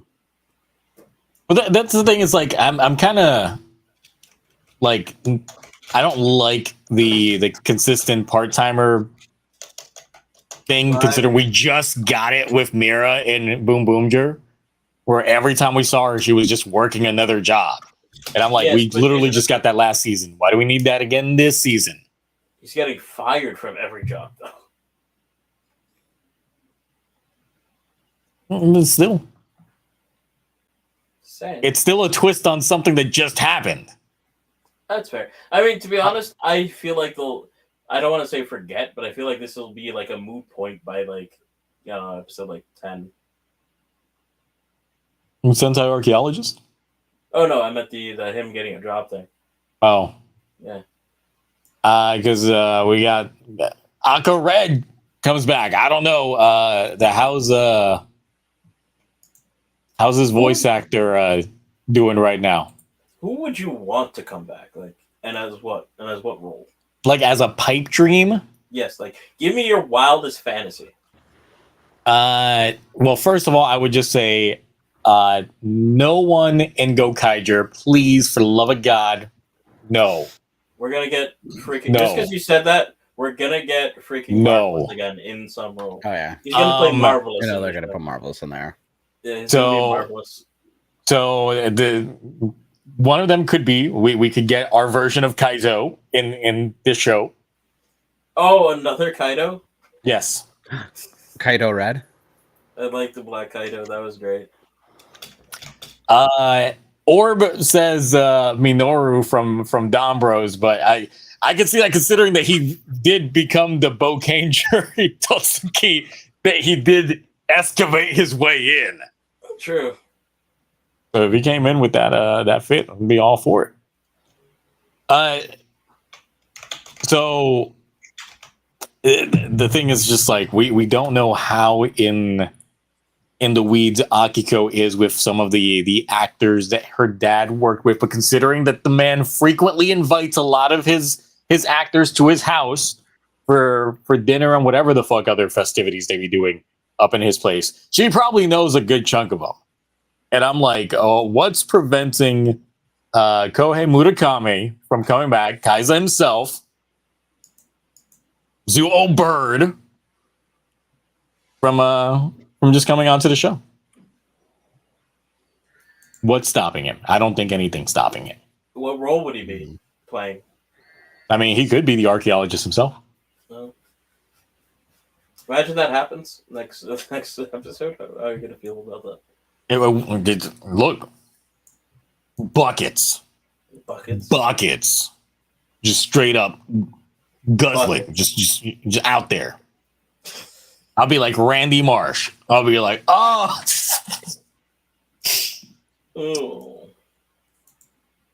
But I don't know. Outside of that, it's like there's a lot of the older actors that like haven't gotten any love in forever, like from like Showa era shows, early Heisei and stuff like that. They just haven't made an appearance in a while, and it would be great to see them come back as a reoccurring character. Because I mean, the last major anniversary that we had, I mean, didn't since I haven't seen Gal Ranger, Gal Red's actor came back to play Joe's dad, right? In Boom Boomger, right? I don't remember. I don't. In the flashback. I think you're right, but I don't remember. Because of course, since Gal Ranger was the 25th anniversary, it's like he could come back as a reoccurring role. Yeah, they're telling me yes, it was it. So yes, the actor's available. Okay, I want to see Kijino come back. He did come back in Gotchard Graduations. Did you forget? I saw that and I didn't care. Sona's also came back and I didn't care about that. So wait, Mark, same thing goes to you. Who do you want to see come back and as what role? Any one you want? Jaden Shiba makes his Japanese debut in Sentai. If Jaden Shiba came into the show, I would. Oh, you would. He's the canon Shinken Red in the universe now. Zio, that was the thing. He transforms into Shinken Red in the show. If they do that, I will die. I will call this the best season of Sentai ever. I will die on that hill. I will walk out of my chair. I will go outside. I will yell really loudly to the point that it's a noise complaint. Like cops will end up showing up, and they'll have to put me in a straitjacket because I'll just be going insane. If that happens, if I see Jaden Shiba roll up in Gozuger and transform into Shinken Red. Oh, I want him to also just be like either like transform, not even say something like that. I don't know. Oh, you just that's so. Yeah, I'd watch that. That'd be hilarious. Actually, it'd be the greatest thing ever. No, he'll say go really Shinkenger instead of go Samurai. He just says the name of it. Shinkenger. Yep. That'd be weird. Or he says go Samurai. Anytime he alludes to the Power Rangers, they just bleep him. Yeah. He's like go. It's like a Keeper Ranger when they were trying to say like Kamen Rider or other Toku shows, they would just bleep him. They did. I still need to watch a Keeper Ranger. It's hilarious. You got it. It's terrible. So yeah, Mark, which who would you want to see as a returning actor coming back to play like a reoccurring role? I haven't even seen that many like more modern ones outside of like the Reiwa. Well, that's the thing. It's like if you're watching older stuff, like which one of those? Well, I think it'd be more hilarious instead of like returning Sentai, we had like main rider actors coming in to be some of the Sentai Reds. I think that'd be hilarious and more of like a nice little. Oh hey, there's a. Well, the thing is, it's like that for the Sentai Reds. It's like yeah, I can get that because we were talking about that when we were first speculating on who can come back for that. But for this, it's like a mainstay, reoccurring role within the show. I feel like Marvelous is gonna show up. Like that's like guaranteed. Like because but I don't want him being reoccurring. Who would I be shocked? Who would I be shocked with? I think because of like it didn't happen in Boon Boonger, but committing to everything that they originally want, I feel like Kaito's actor would be hilarious if he came back again because that'd be but no explanation. But he's still Kaito, and it's just like just because of how dumbfounded and Dom Brothers, I was just like, why is he here? Why is he Black Kaito? Like, what is going on? Zenkai Black, what is going on with this? And then he just shows up as a reoccurring person again in a tea shop or something. Now, can we get Time Fire again? I mean, Dad Fire, definitely possible. Not as a maze, not as a. Yeah, I don't think he'd be there for the whole show, but maybe like a one. I mean, he was there for all of Geats. I mean, we can likely end up seeing Time Red as like a semi-regular, considering he's married to the actress for the cafe. I just remembered something. What is it again? Do the other Reds count as Reds or no? Like, what do you think about that? Like what? Like obviously Time Fire, Ho Soldier, stuff like that. Like, do those Reds count as Reds? If Power Rangers was making another Forever Red, sure. Yeah, okay. Ash, what would you do if we got live action JJ debuting in Gozuger? A live action who? JJ. I don't know. It'd be weird. He just shows up. It's just like, who are you? My dad was a red. 2 of them. It's like, what? Be weird. In I don't know. America, where it In mattered. America, The amount of people who would realize JJ is like so minuscule. They don't read the comics. They don't know. It'd be like 5 people, not including me and Ash. But so that's the 7 thing. It's like people. they'll be hitting you with that deep cut. Okay, Well, fine. It's Austin St. John. Austin St. John gets off his ankle bracelet and manages to make it to Japan. Oh my god! Stop, Zio. No. And then he's there. Or they could work the ankle bracelet into the costume. Zio, no, What? he's there and he's promoting t-shirts. That's his ring. Is the ankle bracelet. have you seen that like police like chase video of like the Pikachu suit just running through? Yeah. Yep. What if No, it's like I'm not. that's how, what if it's like that, but that's like how Austin St. John like shows up in Gojuja, like he's like just running away from like the police and they just fit it Oh into my his suit. god. Oh my god. Only if we get a shot of him like leaving the cell next to Mike. He's out of jail all the now. Giga Reds to show up. I want all the Giga Reds to show up. That's what I want. What if it's Mike got out of what if it's ASJ and Gokai Silver in a cell together Oh. and they're like, what do you want? ASJ, Gokai Silver, and they tracked down and hunted down and finally found the original actor for Super 1. Mentor, There we go. teach us your ways. It's like we could have a whole convict special. I was expecting. That's a real V Cinenex. Oh no! I don't have to think about that. It's like we're crossing the seas. We're bringing you the convicts from the east and the west collide. That's the true outsiders. That is the real outsiders right there. I'd pay to see it. I'm not gonna lie. I would definitely fund it if we could get a Kickstarter. Like, all right, yeah, we're trying to fund like Sentai Outsiders featuring Power Rangers. Trying to get all the convicts featuring some common writers. Only the ones that actually have been convicted or arrested for something. Even if it was a DUI or something like that. That counts as well. Traffic stop, you in there too. Yep. Jaywalking, get in there.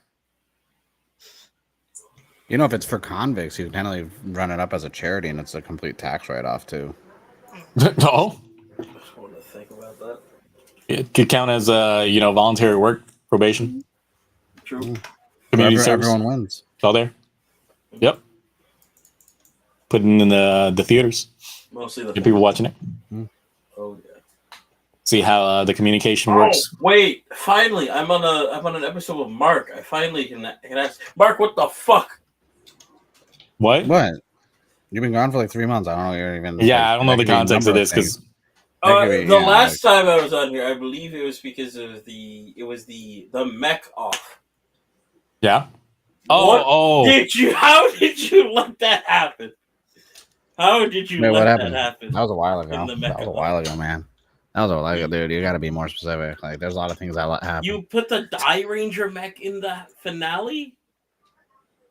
Yeah, and What the fuck? It's you got a problem with that? clear. Yes, it was gonna lose. At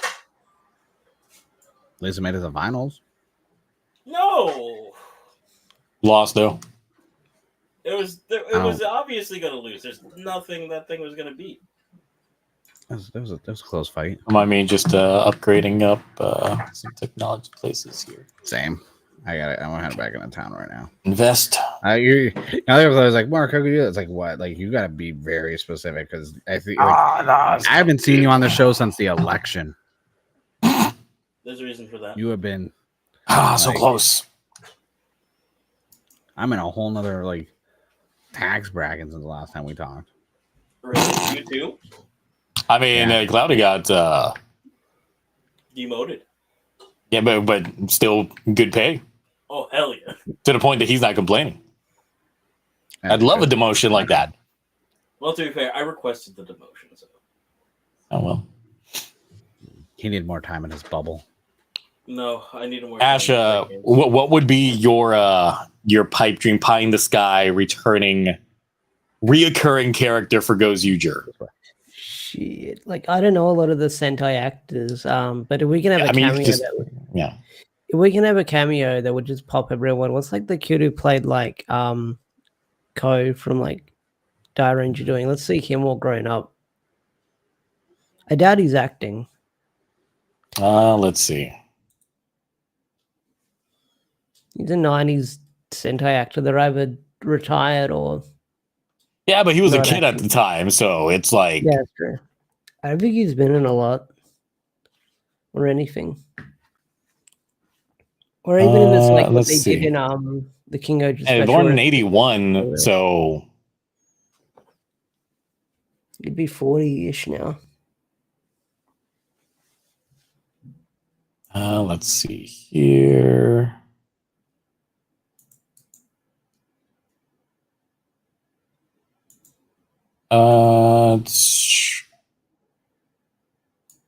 Is he still doing stuff?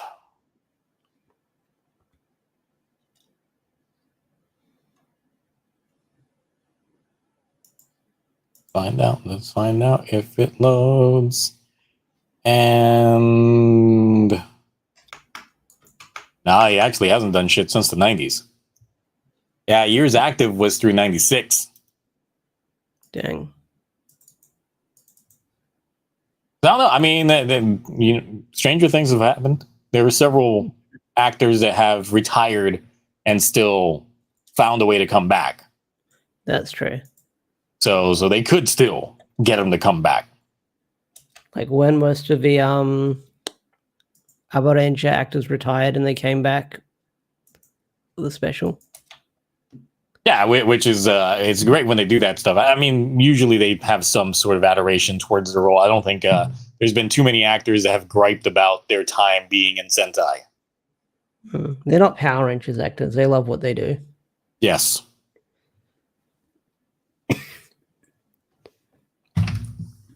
All right. So anything else?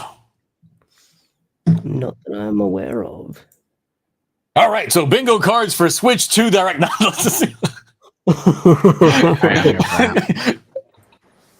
I have no idea I'm how just long like, it's going for. The timer reset on me. It's only been an hour 30 minutes, so I'm just like, that is the timer reset on me. The timer reset on me for some reason. But I think we'll actually see for the Switch 2.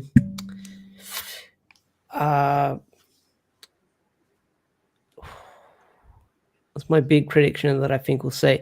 I think we're going to have a Xenoblade for the Switch. That too? At the announced during it? I don't know about. Well, 2 was announced during it. During the first. No graduations talk. Did you miss the very beginning? Nah. Bro, like we talked about graduations in the beginning, so you missed out. Yeah. You dodged a bullet. Yeah. I will say at least still Toku related, since we did start the new rotation of Toku Rewind this past weekend, which I'm watching Ultraman Leo and Jesus Christ. Yeah, I didn't expect it to go so fucking hard. Like the visuals, I will say the cinematography, peak cinematography, the camera angles, dynamic, especially for like that era, like the way they were working wonders in there. Your ruthless bloodshed. I'm just like, man, this is definitely gory as fuck. I like it. And then Toei Spider-Man, also really good. Yeah. So far, 3 episodes in on both of them. Getting the next 3 out tomorrow night. So that's some good Toku action right there. I have to flip flop the order of the shows though, just because one's more extreme than the other. And I usually put the more extreme show at the later end. So yeah, so it's a little more of a late night show. Yeah, Leo needs to be after Spider-Man. But I mean, because of that, I'm just like, you know what? After we wind down on these streams, if we're not doing any change that intros, we're gonna watch some Spider-Man Unlimited, underrated show. Ooh, I remember Unlimited. That was okay, it's underrated because Spider-Man Unlimited was like after the peak of the animated series, and I believe that was after 2099 failed at Fox. I did like a lot of the redesigns. I just hate that they call it Unlimited because it's basically the Ultimate Universe, but I don't think they had any faith in using the Ultimate Universe stuff. I don't think the Ultimate Universe was even a thing at the time. No, they didn't. It wasn't called the Ultimate Universe yet, but it was like that whole like it's Peter Parker and all that stuff, but not Miles, wasn't it? Well, it was Peter Parker for like a very long time before it was Miles. All right. And now it's not Miles anymore. It's back to Peter. Oh, well. But Spider-Man Unlimited is like really good series. Definitely underrated. It's up there with X-Men Evolution as a series no one ever talks about.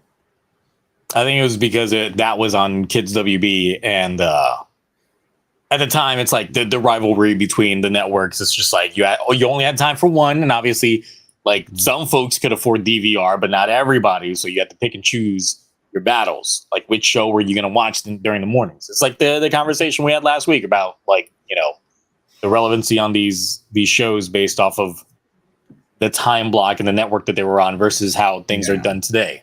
So. All right. I mean, if we got anyone else in the chat or anything Toku related before we go off the rails for like probably 20 minutes. Anyone in chat? Just let in chat. Just go. Anyone got any hot takes? We're gonna clip. Any random hot take to take in on stuff. Well, I just quickly check how much money I've gained during this time. Probably not a lot, just because of the turnover on some of this thing. Let's see. No, I gotta get the millions. I'm gonna mark after stream. We're gonna have to grind some missions up on that online. Get all that money. Get all that money. I entered the creator characters scene. I have yet to finalize it, and then I'll probably start playing it a lot.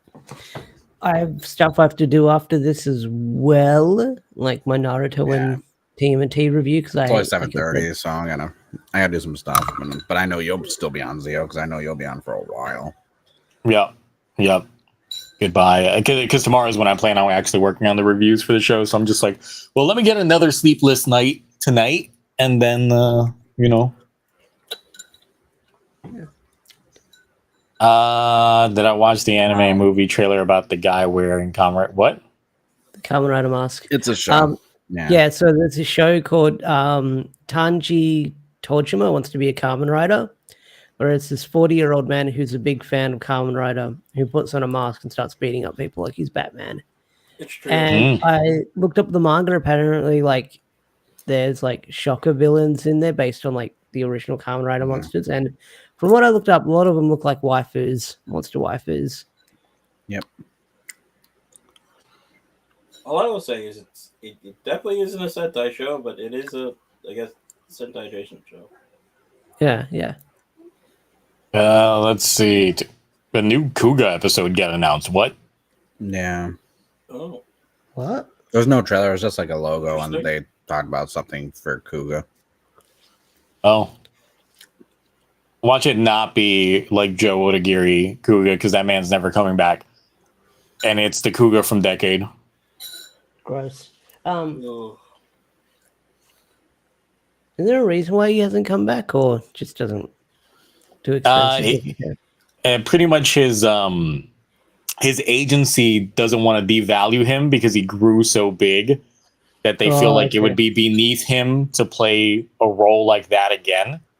So he keeps making up excuses like, well, you got to bring back everyone in the production staff that worked there at the time for me to come back is the only way.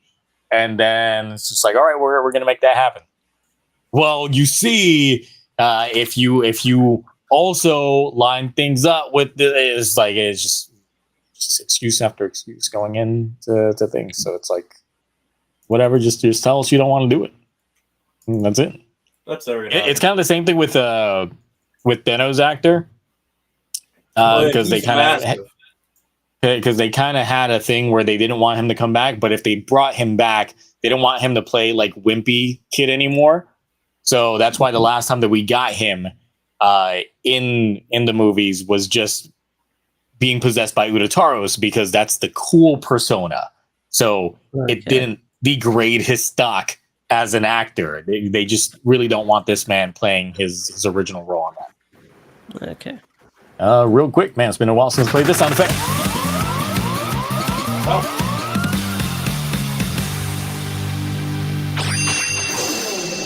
We got 5 from Sheen going. I started some streamers on 3 episodes of Kuga, I'm guessing, and they hate the cinematography. They won't continue it or enjoy the story. Wow. Everyone loves Kuga. Yeah. Say their name. Let's shame them. The thing is, it's just like, wait, is this people that are watching any Toku in general? Like, do they already watch Toku? And if so, do they only watch modern Toku? Because it's like, it's something that I always try to explain when it comes to like these early Heisei shows, is that they're filmed like a drama. Like, they feel like you're watching a J drama that just happens to have like karate bugmen at the end. Yep. But it's like, that's the thing that actually appealed me to like Kamen Rider when I was younger. It's like, yeah, I knew about Super Sentai because of Power Rangers. But then once I saw like how gritty like Kamen Rider looked in comparison, like it definitely had that drama look to it of the mid 2000s. I was instantly hooked. I was just like, oh shit, this looks like big and adult for big grown kids like me, because I was like, teenager at the time, and I was just like, give me that hard edge. We were both our mid to late teens at that time frame. Like, for me, it was like when Blade came out. So like I was senior in high school, and it's like, you're telling me I don't need the campiness of Power Rangers anymore? It's like, good. I can have something that's serious, still has some jokes from time to time, but then the aesthetics and everything is just like fantastic. Sign me up. Because I remember it was for me, it was when I was still checking out some of the keyhole footage, that kind of shit. Just and I think it was the trailer leading into Hurricaneger, where they showed a bit of Ryuki at the end, and I was just like, ooh, what's that? Real quick, yes, or the Gacha driver on Amazon that comes with a bundle of the cards is like under $40 now on Amazon. It's like $34.99 or something. It's ridiculous. No one wants it. Nah, that chart was a mistake. Gochizo set's already popping up on there too on American. Man, you didn't have to super chat again. You could just followed up the question, but okay. Oh, that's why. We showed them Gaim. So now they just will never watch Kamen Rider. Showed them Gaim first. So I'm assuming that they enjoyed Gaim.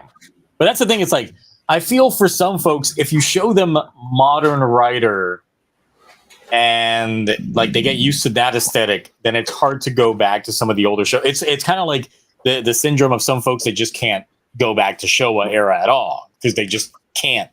They can't with the resolution. The quality, the VFX, or anything like that. They can't try to put themselves in the mindset of, what was going on during that time period in terms of like the technology. Now show them Showa era stuff now. Show them Sky Rider. Sky Rider is an amazing show. I like Sky Rider. It's one of my favorite shows. I mean, you know what's really messed up? V3 is probably one of the best Rider shows that no one's going to see. Why? They just released a Blu-ray for it. No, I mean, like, no one's going to actively... I doubt, like, any modern-day Kamen Rider fans is going to go out of their way to watch Kamen Rider V3. I feel like, yes, they would, because, okay, so I obviously have the Google Drive. Everyone here is basically a part of it, is invited to it, and has access to it. I have a lot of people in my DMs who are content creators, this and that. They want to watch all the new shows. That's why you see random shows getting added all the time because they're requests. I'm not putting Magic Ranger, Hurricane. I'm not putting those in there because I feel like I already have them on my external. There's a lot of people who don't want to run the risk of going in Google searching how to download the shows themselves. Yep. And there's a lot of people who you figure when these DVDs and stuff are coming out, they will, yeah, Bernie, hit me up and DM me after. They will basically buy what comes out. Like I have a friend who we used to talk about Kamen Rider stuff all the time, and he kind of fell out of it because he didn't feel it. But then he's like, "Hey, this Geats." I'm like, "Yeah, it came out like a year ago." He's like, "Oh, it's on Blu-ray. It's like this much." I'm like, "Don't spend that much on it." But the V3, it's already had 2 releases because I had the DVD from that company that was in Hawaii that closed down, and now they just had the Blu-ray release. And I feel like if there's people out there who just want shows to watch like on their TV, physical media. So I think a lot of people are going to watch V3 more though so than like some of the other shows that come out.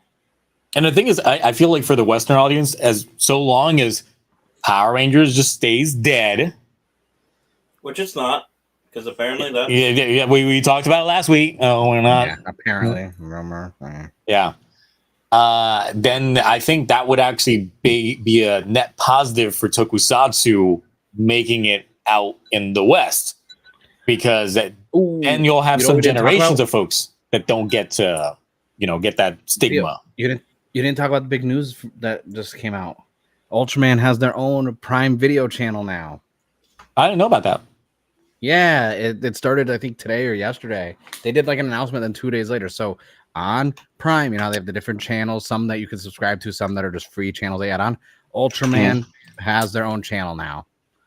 And I don't know the full logistics of like what's going to be on there from a standpoint of like when shows are airing on YouTube with the dub and then going over because they still get their Blu-ray releases. But I was like, that's big news.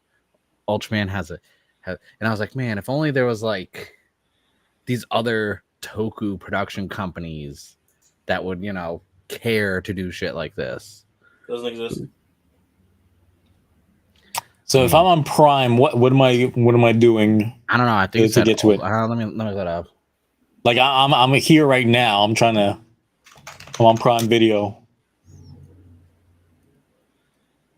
I haven't done it yet. Let's see. You literally just type in Ultraman. No, wait, no, you don't.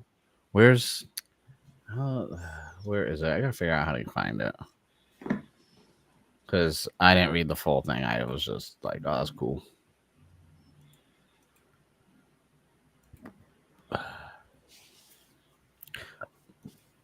All right, here we go. So you want to watch Ultraman. You want to go to Prime Video.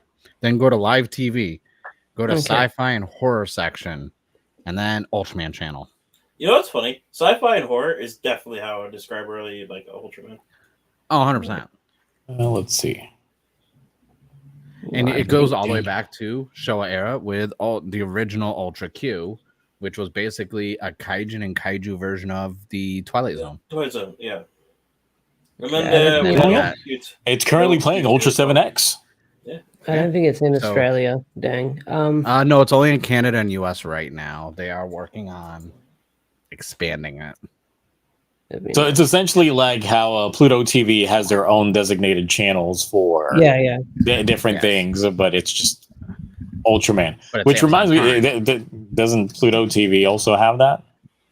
I don't know because I haven't used Pluto TV in so long. I used to only use Pluto TV because when they had Super Sentai, if you saved it to watch later, it would put the whole show in your queue to watch whenever you wanted.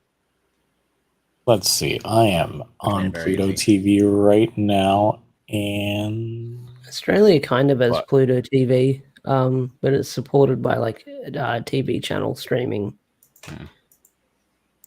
which is fun. I get to watch like lots of Judge Judy or South Park late at night when I want to fall asleep. I'm trying to think. There's other streaming news too. What was it? They put so on Plex, they put Big Bad Beetleborgs on there. Yeah. And apparently, like Which I'm like, okay, that's like it's whatever. I mean, anyone who's wanted to watch that show has probably already like watched it. Let's I think it's see. great that like we're getting so much stuff being available, but like it's still just like Kamen Rider, Super Sentai, please. Yeah. Well, the thing is, like, since Toku Shoutsu is on like several of these free things, like Pluto TV and stuff like that, that's how you'll be able to see some of these. If I mean, they're readily streaming it nonstop on YouTube and Twitch anyway, so.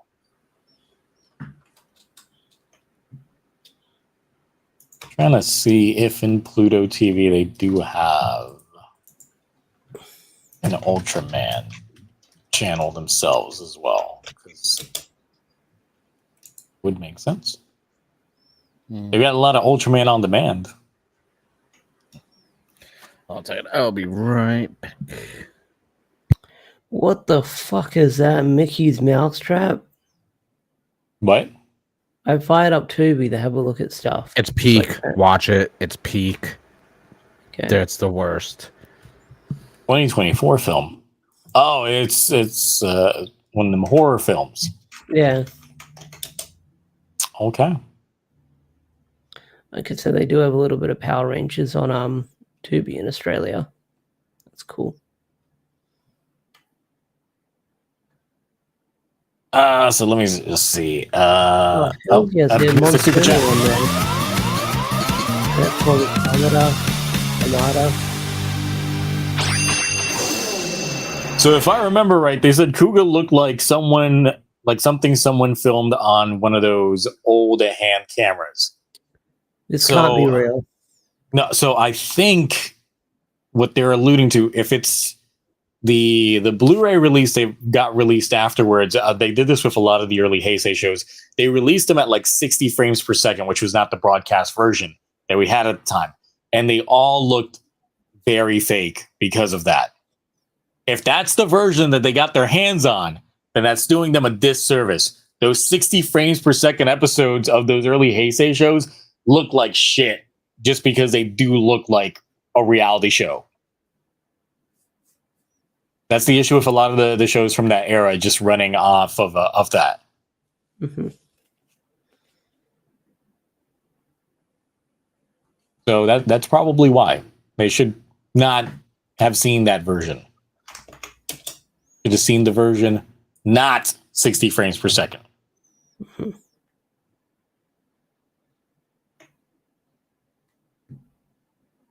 Like it gives them that awkward soap opera effect that we used to call in retail all the time. That motion smoothing. Like it just felt fake because it was moving too fluidly. All right, but anything other Toku stuff? Oh, like an No, uncanny that I can valley think kind of. of thing? What? Like an uncanny valley kind of thing? Yeah, it like I remember when they were promoting a lot of the Blu-ray releases back in the day. I remember one of the demos that we had set up at Best Buy at the time was the Batman Begins film, and it was running on that motion smooth rate, and I'm just like, this looks terrible. This movie should not be running at this many frames. I hate this. But there were some people that legit were like, they were all about it. They were like, damn, that looks good. And I was like, what is wrong with you? Get Are your eyes. eyes working? It's like, no, it's like some things need that cinematic effect. Like that 24 frames per second does work well for like, unless it was meant to be filmed in that way, like The Hobbit that was filmed on 48 frames per second. And even then, some people just can take it. If it's not filmed in that way, it looks weird when you artificially make it that many frames. Back then. Nowadays, with frame interpolation and the AI generated cells, it works. But back then, it was weird.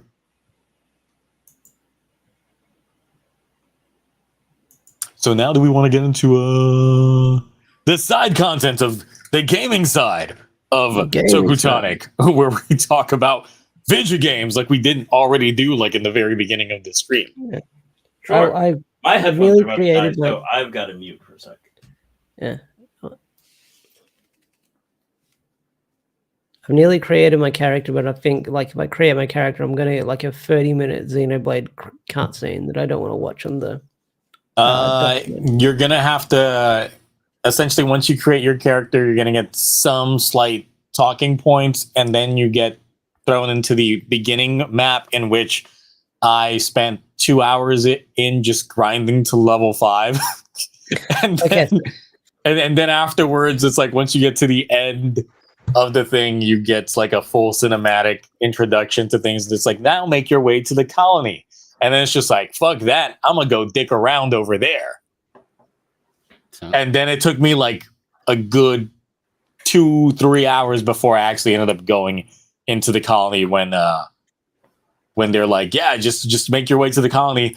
I'm going to go over there. I'm going to make it to the colony once I reach level 10. How about that? And that's what I did. Are you talking about Xenoblade? Yes. Dude, there's a video guy, dude. He got, before he even did that, and just in the opening area, he found a glitch or something he was doing, and he got all the way to level 30 before he even went there. And I was like, damn. Oh, New Assassin's Creed has a 90-minute opening cutscene. What? Why? I don't know. Oh yeah, that's true. It sucks. Don't play it. 90 minutes. Get the fuck out.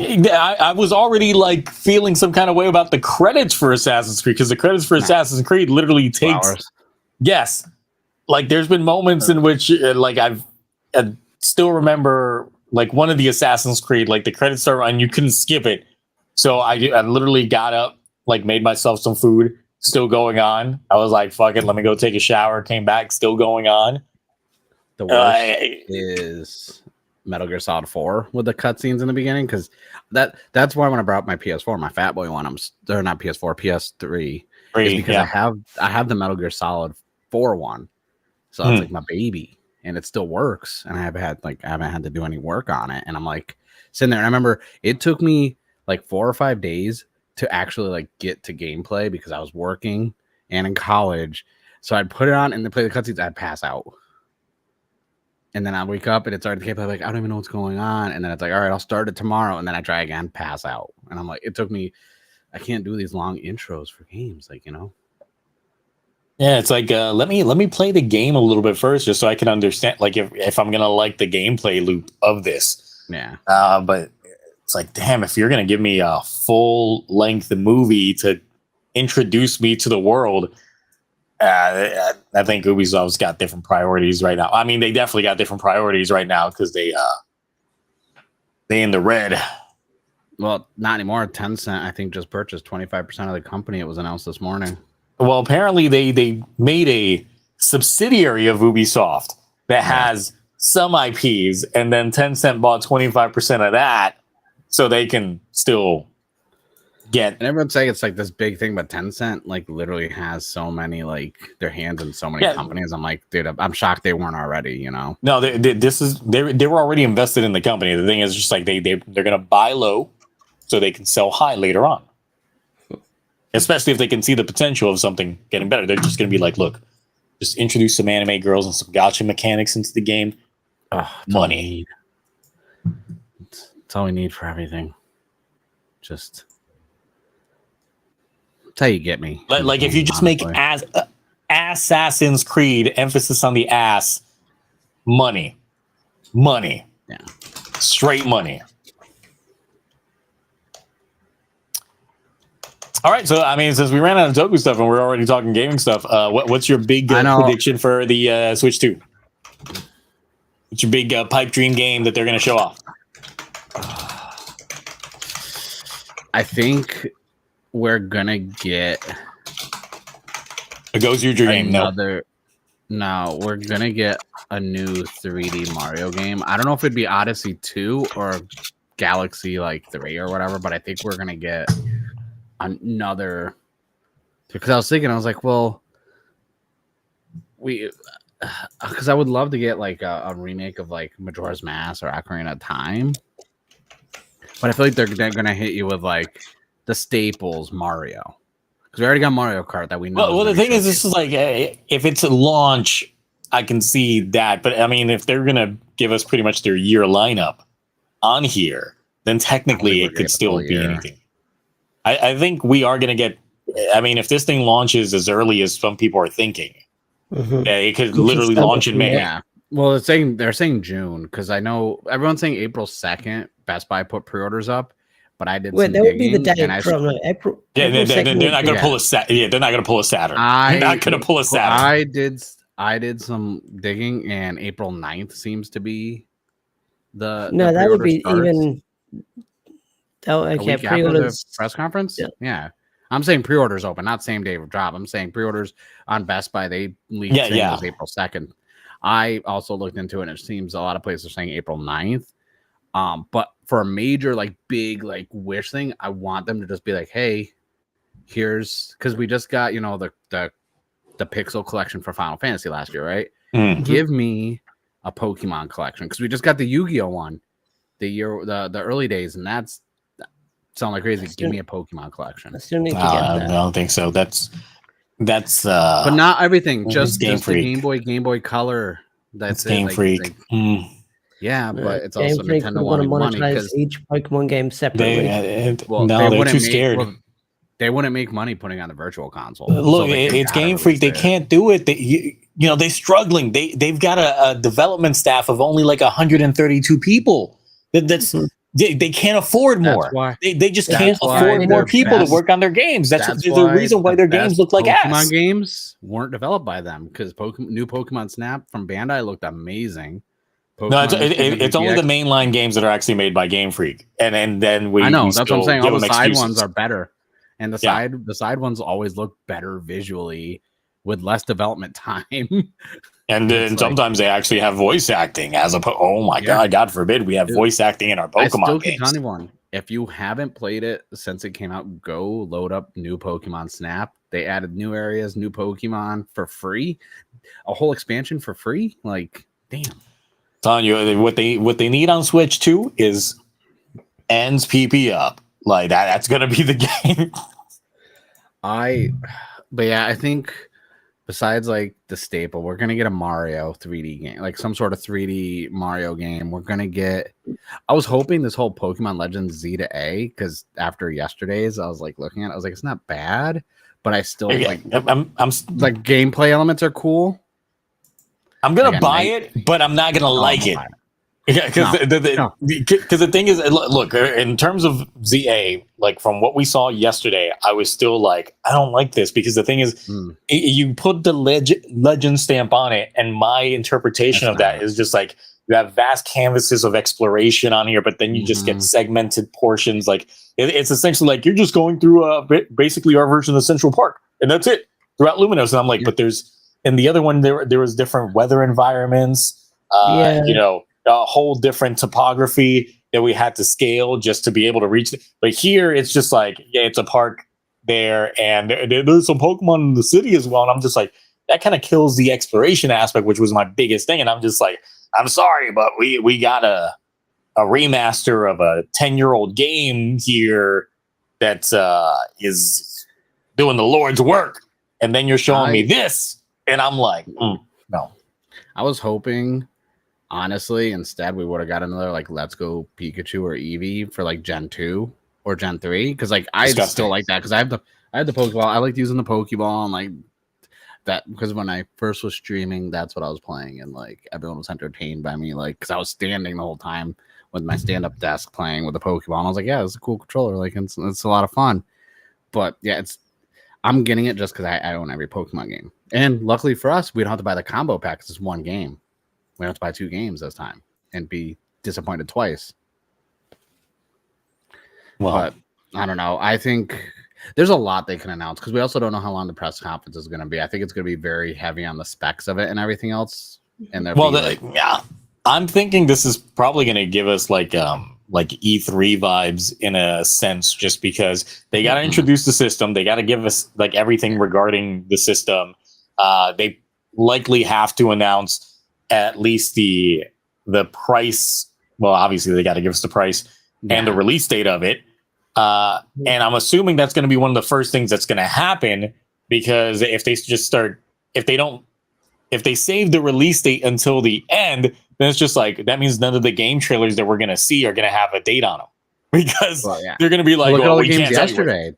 They were all July, August, one for 2026. Well, the big thing though was the fact that people were calling out that Metroid didn't have a release date. The reason I'm thinking that Metroid didn't have a release date was because it's probably going to launch day and date with the Switch too. Yeah. So if they gave us the release date during that, Pokemon still said late 2025.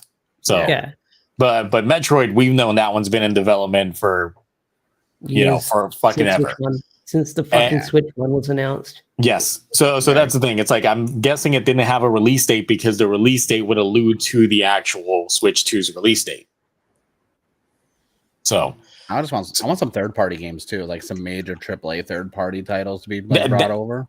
That's what I am hoping to see as well, because that would be the major game changer. Because for the Switch 1, when it first came out, obviously they had the bad taste in their mouth from the Wii U, so no one was supporting it, and then they were too late to support it. We didn't start seeing the third-party support come to the Switch until like the 3rd, 4th year in. So imagine if 7 Rebirth and Reunion were just like on the Switch. I'd get it. I'd get them again. We play Rebirth on there. Yeah, if they put games that weren't like the skimped down chibi version of things, and even then, like, I would just say, even your usual yearly entries, your Maddens and shit. It's just like the Switch didn't have a single one of those. And they didn't get the Call of Duties or anything like that. The 2Ks. They got the Re ones. They got the Re 2K18. Yeah. And it was such a bad port that, like, I think a lot of stores stopped carrying it, because I bought it and I was like, I can't even play it. And I was like, oh man, that sucks, because that would have sold like hotcakes. Everyone, like, wrestling, the 2K wrestling game sold like crazy. So speaking of Kingdom Hearts, because I see someone in chat mentioning proper Kingdom Hearts that isn't the cloud versions of them. Oh yeah. What if this is the direct that we get another teaser for Kingdom Hearts 4, because we haven't seen shit about that game in a while. Oh my god. No, that would probably be like the jaw-dropping moment if they actually choose a Nintendo event as opposed to a Sony event. They close the show out with it. It's the last thing they show too, with a release date. Sorry, I was going to say, wasn't it the Xbox event at E3 that revealed Kingdom Hearts 3 back in the day? Like the gameplay footage? I forgot which one it was. Sorry if I cut you off. No, but I think you're right. I think it was when they were finally able to say that, this is not exclusive. We need to go multi-platform. I think it's the same thing with like mainline Final Fantasy right now, because it's like Sony keeps trying to get the exclusivity contracts, but then they were like, our games aren't doing as much money as we thought they would be. Yeah. Because it's like, even then 16 underperformed dramatically. So yeah, even though that was I'm mad I waited so long to play it, because I was like, this game is visually one of the best RPGs I played on a console. I didn't care for it. I had it on my nice big TV with see, you got to get the Govee lights, Zio, because like, this is what the game suffers from: invisible wall syndrome terribly. Oh, I know that. Yeah, I don't like that. Well, I feel that the icon battles, as grandiose as they appear, yes, it's QuickTime events, and I'm just like, I'm sorry, this is not 2001. Why are we doing QuickTime events right now? But what changes your opinion is the Govee lights making everything around your TV match what's on the screen. So then you forget of all the negative things. You don't know shit. I've convinced so many people in the Toku community to buy those lights for their TV. I'm like, I'll send them photos like, look at this. You gotta get this. And they're like, what is that? I'm like, I send them like on Amazon. I'm like, you gotta get this. It's amazing. I'm like, it's a game changer. Like, look at Shin Kamen. The dark tunnel scene looks even darker. Because it does. So, Ash, what's your pie in the sky reveal that we could see on Wednesday? Is it Wednesday or Tuesday? What time? It's the second. Isn't the second? Oh, it's Wednesday. Yeah. All right, I gotta make sure I'm calling. Is it morning or obviously night? Well, it's my morning, so it would be your night.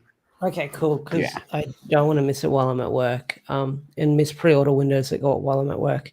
My big prediction, like I don't know what like big prediction we could get for it. Like I'm trying to think, like Metroid Prime 4, like they'll have to have like a Mario game that can really sell people. I feel like maybe we might get an open world Mario because I feel like the Bowser's Fury was sort of like the coalesce to that.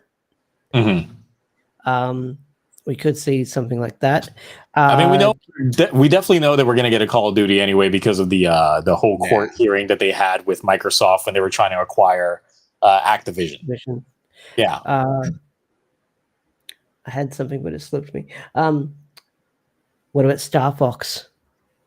Do you think Star Fox can make them? We haven't had a Star Fox in so long. I would. Well, the thing is, it's 64. I don't care. Miyamoto's was like definitely beating that dead horse so much during like the Wii U era, and Star Fox Zero definitely did not help at all. But look, if you're gonna bring back Star Fox, look, underrated game. Think it should come back. Star Fox Assault? Star Fox Adventures. Oh, Star Fox Adventures. Okay. That actually is one of the best looking GameCube games. Still, like that the fur like physics that they had in there, like the visuals of it. I'm just like that holds up. That's what we're going with that. I'm like, be careful how you say that.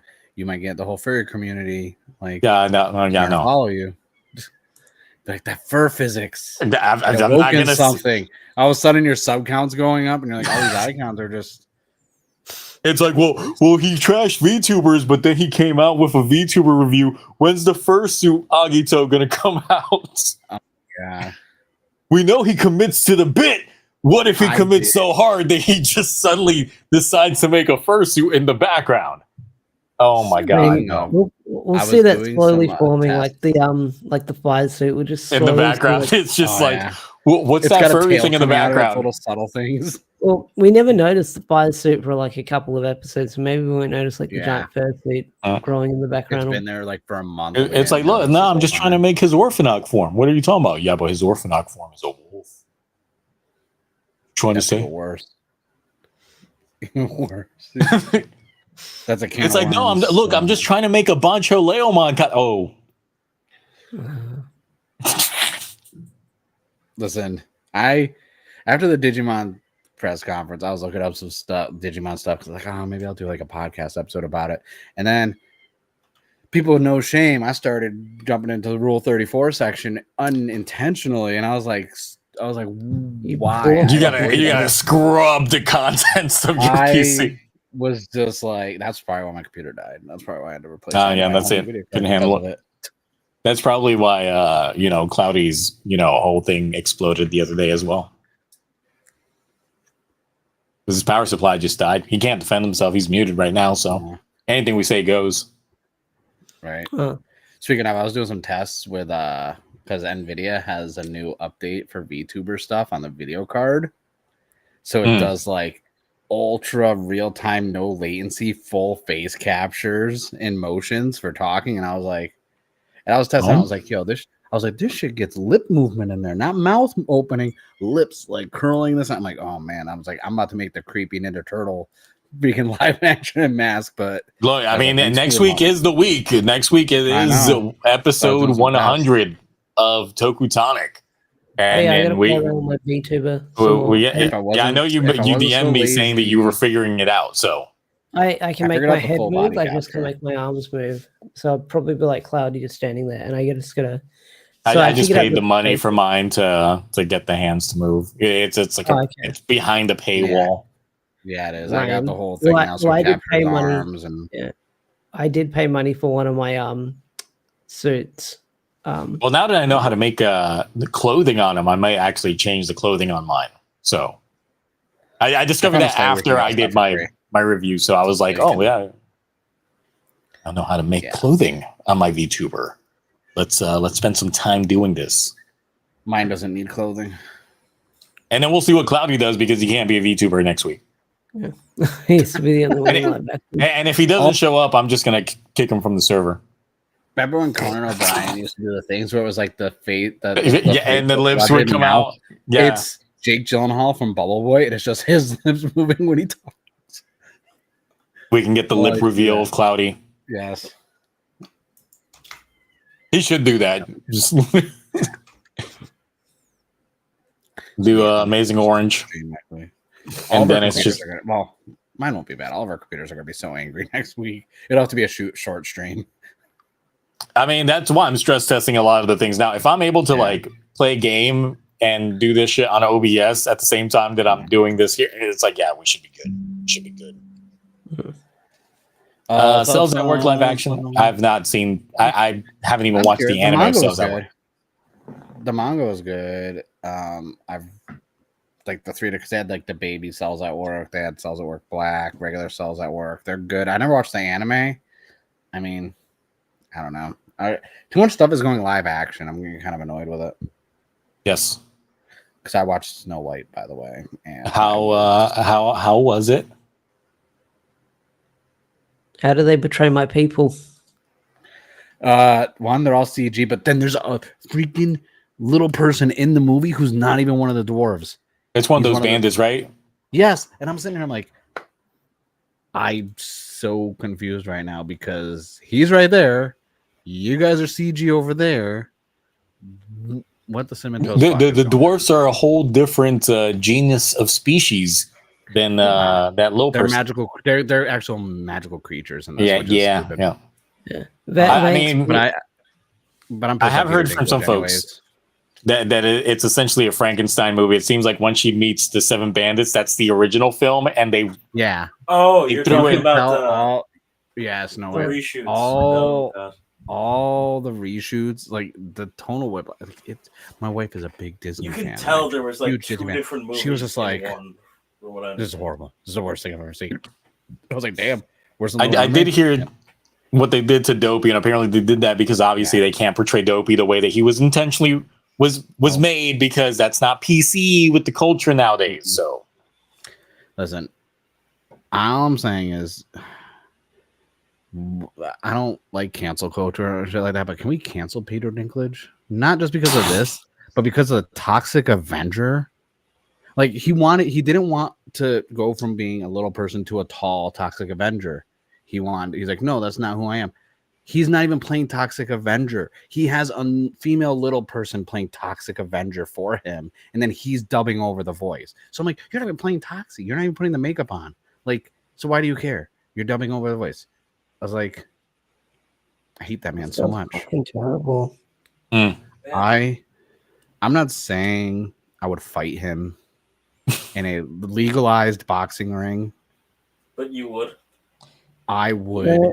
Mark is saying he wants me to the fight shit him. out of him. No, I can fight my own battles. Oh, it'll be a short fight. Damn, William,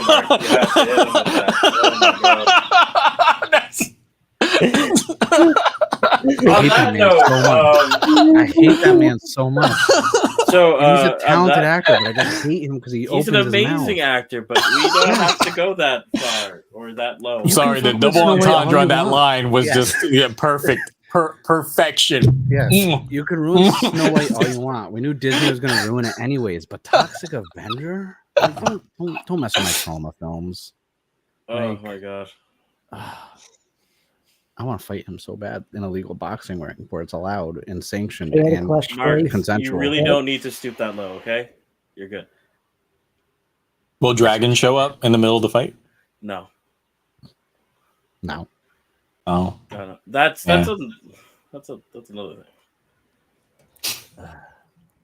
Well, I mean, it's not. Gal Gadot's acting wasn't bad. It's just like the line delivery. So here's the thing. Everyone always says acting is bad, but it's like, no, you can't blame the actors because they're the director's telling good job. And the director's picking that, not saying, hey, that wasn't that good. Try again with a little more oomph.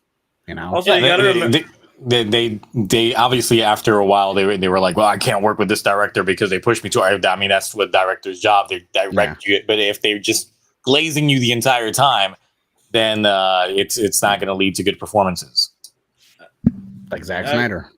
Don't forget, Mark. I didn't see the film, but from what I understand, did they dub over her singing or something like that, or Like I don't even know. It was just bad in general. Like it was monotone, and there was no like like you know when you sing, it's a different octave and this and that. Yeah. It was like her talking, and I was just like, is this a monologue with like background music? Like, whoa, let's not say Gal Gadot was never a good actor. Okay, let's like Fast and Furious. No, she was perfectly Woman, fine in Fast and Furious and Wonder Woman. She's good. She would have made a killing in the silent film era. Mark, that's an insult. That is a cleverly disguised insult. No, it's not. Yes, it is. That is Some of the best films well came out in the 30s. From 1924 to 1933, there were some great films that came out. I hope you understand what you're saying. Even though it is what you're saying, it could be a compliment. It very easily could be misconstrued as an insult. I know. That's why I said it. Okay. I'm well aware. I'm saying visually appealing.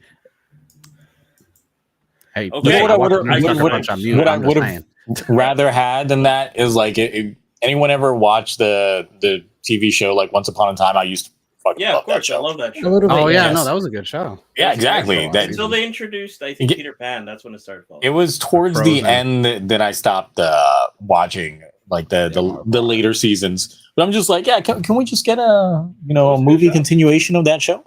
It was good. Oh, you know, that's a good casting in there. Very complete for the most part. I didn't finish it. Once they introduced Frozen, I was like, "This is kind of weird." Like, I like the guy who played Hook. Yeah, he was really cool. Oh yeah, he was actually. I like how Hook turned into one of the better. Oh, Hook was one of the best characters that they threw in there, especially. And I didn't think the show was going to be good either. I think it's like once the son replaced her as the main character, that's where I was like, I'm out. Because that was ABC, wasn't it? Yes. Yeah. Because that was like weird. Because I was like, oh, ABC's doing this. I'm like, I don't really care about that. And then my wife's like, no, you go. Well, we were dating at the time. She's like, you got to watch the show. I'm like, yes. And I'm like, oh shit, this is good. It was the same thing. Like my wife was the one that was into it first, and she was like, you got to check this out. And then I was just like, oh my God, why am I addicted? Yeah. Some good TV. I didn't watch a lot though. I think I only watched like 4 seasons of it, but she kept watching it to the end. That's a good time. That's a good time to stop. I'm not gonna lie. 4 seasons. Yeah. Post the Neverland stuff. I watched up until like Hook and Neverland stuff, and then when I saw the promo packages and they were doing like the Frozen stuff for it, I'm like, no, it's too soon. You can't be adding in an IP that's only like 3-4 years old. Like go for the classics that we all know and love. I like the very much the huge appeal to that show was definitely a lot in the beginning when everyone didn't know what was going on. Like that. Yes. That was like the big. And trying to figure out who's who of Disney. Like and you start piecing it together, and it's just like it brought nuance to it, which was why it was probably some of the best live action adaptation that they've done. Yeah. And Peter Pan. Don't bring up Tin Man for attention. Yeah. Terrible villain. Like I even watched the spinoff Once Upon a Time in Wonderland. Like I was ingrained in it. I remember the Tin Man's miniseries. That was actually really cool because I had the guy who played Doctor Doom or not Doctor Doom. Tin Man's like a miniseries, and it was really cool. Like it had that one chick from New Girl in it was playing Dorothy. Yeah, her. And then it wasn't bad. The guy who played Bison in the Street Fighter's Chun-Li film was like the Tin Man, and the Tin Man was like a terminology they used for like their police. Oh, I see. Well, here we go. CEO status. Let's go. Yes. Nice. I'm charging my Switch because it dropped down to like 12%. Oh yeah, I was grinding while the headphones are. Now they're all level 5. Oh, level 5's the max. I got all of them at 4, so or the ones available anyways. So I'm like, all right. So I was just sitting idle, trying to get that time on there. Try to see if there's any new pre-order Toku toys that came out because I was like behind on a lot of that stuff. Back to random Switch talk. My pie in the sky dream. They can make it happen. Yes. Okay, Union Arena card game is doing a crossover of Yu Yu Hakusho and Kaiju number 8. Oh, Skies of Arcadia remake. Boxes. Ooh, Skies of Arcadia remake. Just throw that there, and I will happily ingest that. Too long. I would. You know what I like? See, there's a lot of trial games and this and that, but like, I feel like there's way too many Atelier games now. Like another one just came out again on Friday, I was like, you're dropping a Atelier game on the same day as Xenoblade Chronicles X Definitive Edition? Like, why are you stupid? Like, I have a weird game I kind of want, like maybe just like remastered. SMT4 Apocalypse. I really like that game. Be okay with that. I'm trying to say, like, because there's like so many, like, because there's a lot of with the Virtual Console. There's a lot of like games I want added to Virtual Console, but they're from a remake standpoint. Like with Mario Kart getting a whole new game that looks like super like good. I was like, man, where's Diddy Kong Racing? I need F-Zero. I would love a new F-Zero, but I'd even okay if that's added to like the Virtual Console. I just want Diddy Kong because that's my wife's always like talking shit. Like I beat you in Diddy Kong before on N64. I'm like, well, that's because I'm an adult now, and that controller just isn't good for me. But I was like, if they put on a Switch, like, is it weird that a lot of people probably don't even know that Captain Falcon is from F-Zero? No, they just know that he's from a beat 'em up. Yeah. No, he's from the anime, the hit anime.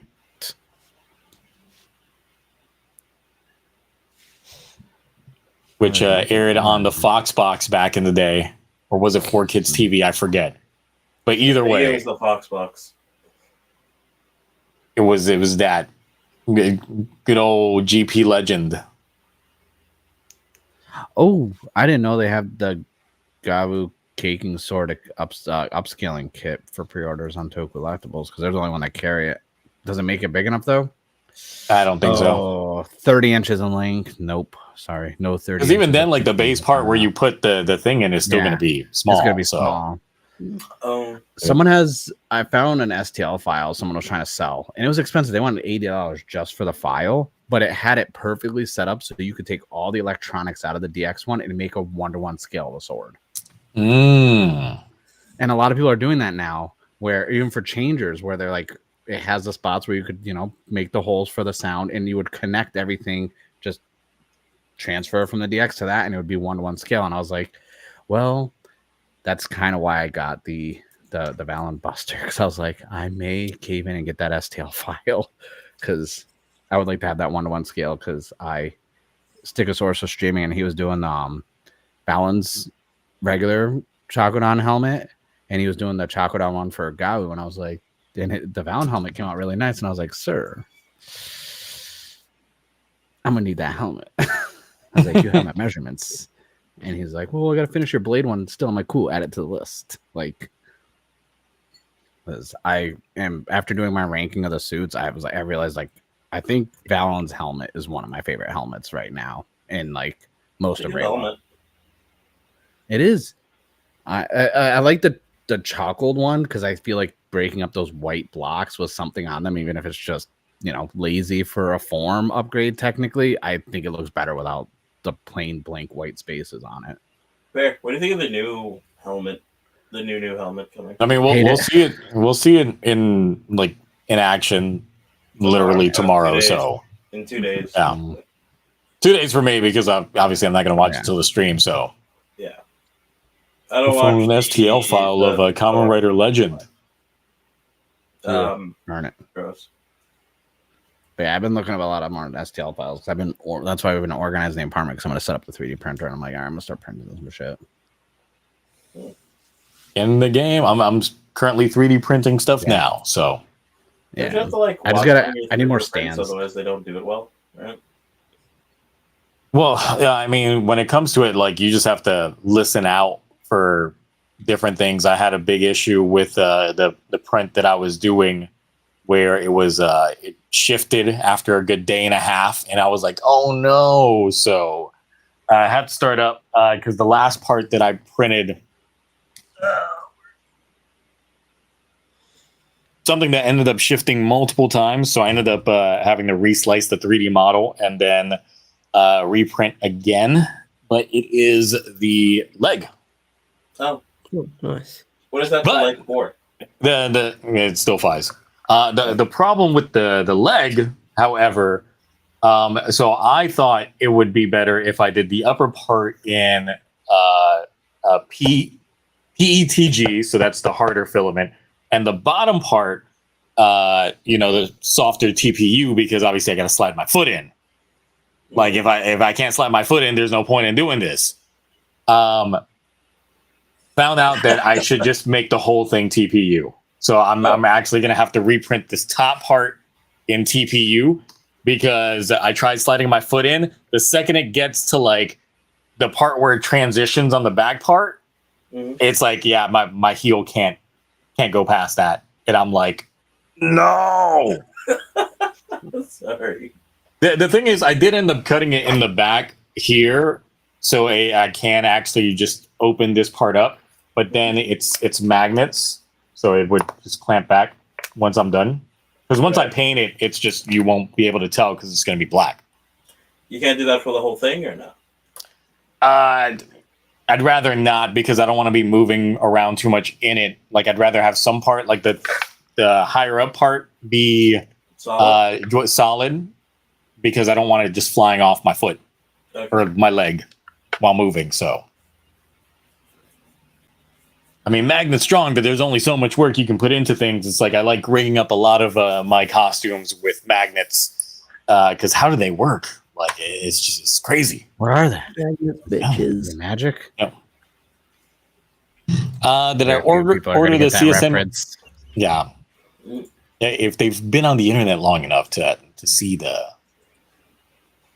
memes from the ancient times, the before times. Yes. The dark ages. CSM Orga gear. No, I'm probably going to end up passing on it unless I see it randomly in stock in tokullectibles in the future. Then I probably will just impulse buy it. Considering how much of the Defies belts I already just had, like I've got so many versions of just Defies belt now. That's right. I gotta go and buy it really quick. I gotta search for some stuff.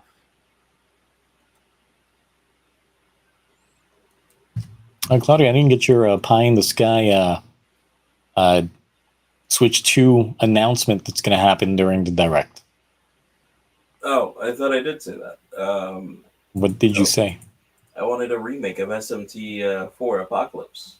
I didn't hear that. Oh, okay. Yeah. I mean, you weren't satisfied with the spin-off Devil Survivor game that we got shown off in the Direct yesterday? The what? You didn't see that? I did not. Hold on. Did you skip past that part? There's a spin-off Devil Survivor. I don't think you understand. I love the Devil Survivor series.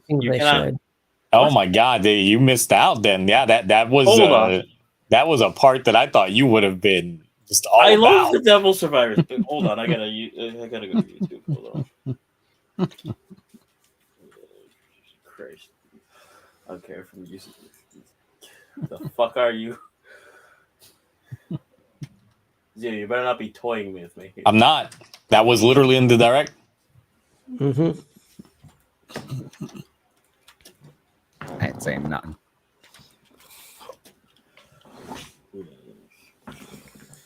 Do I have to send you the trailer? No, I'm looking through it right now. I mean, I could just send you the trailer itself. All right, go ahead, do it. Okay, whatever all right. happens, that happens first. All right, so here you go. It's in the private chat. Why? Okay. Oh, thank you. I appreciate that.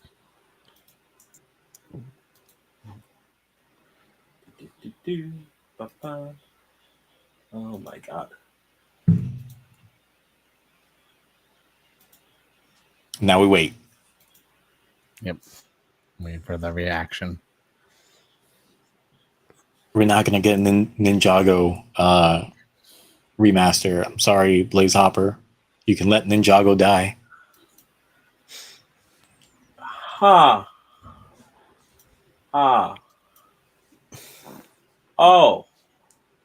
Yep. Okay, I see. Mm-hmm. Yeah. All right, I'm buying that. Feeling? Yeah, I'm buying it. I'm getting that.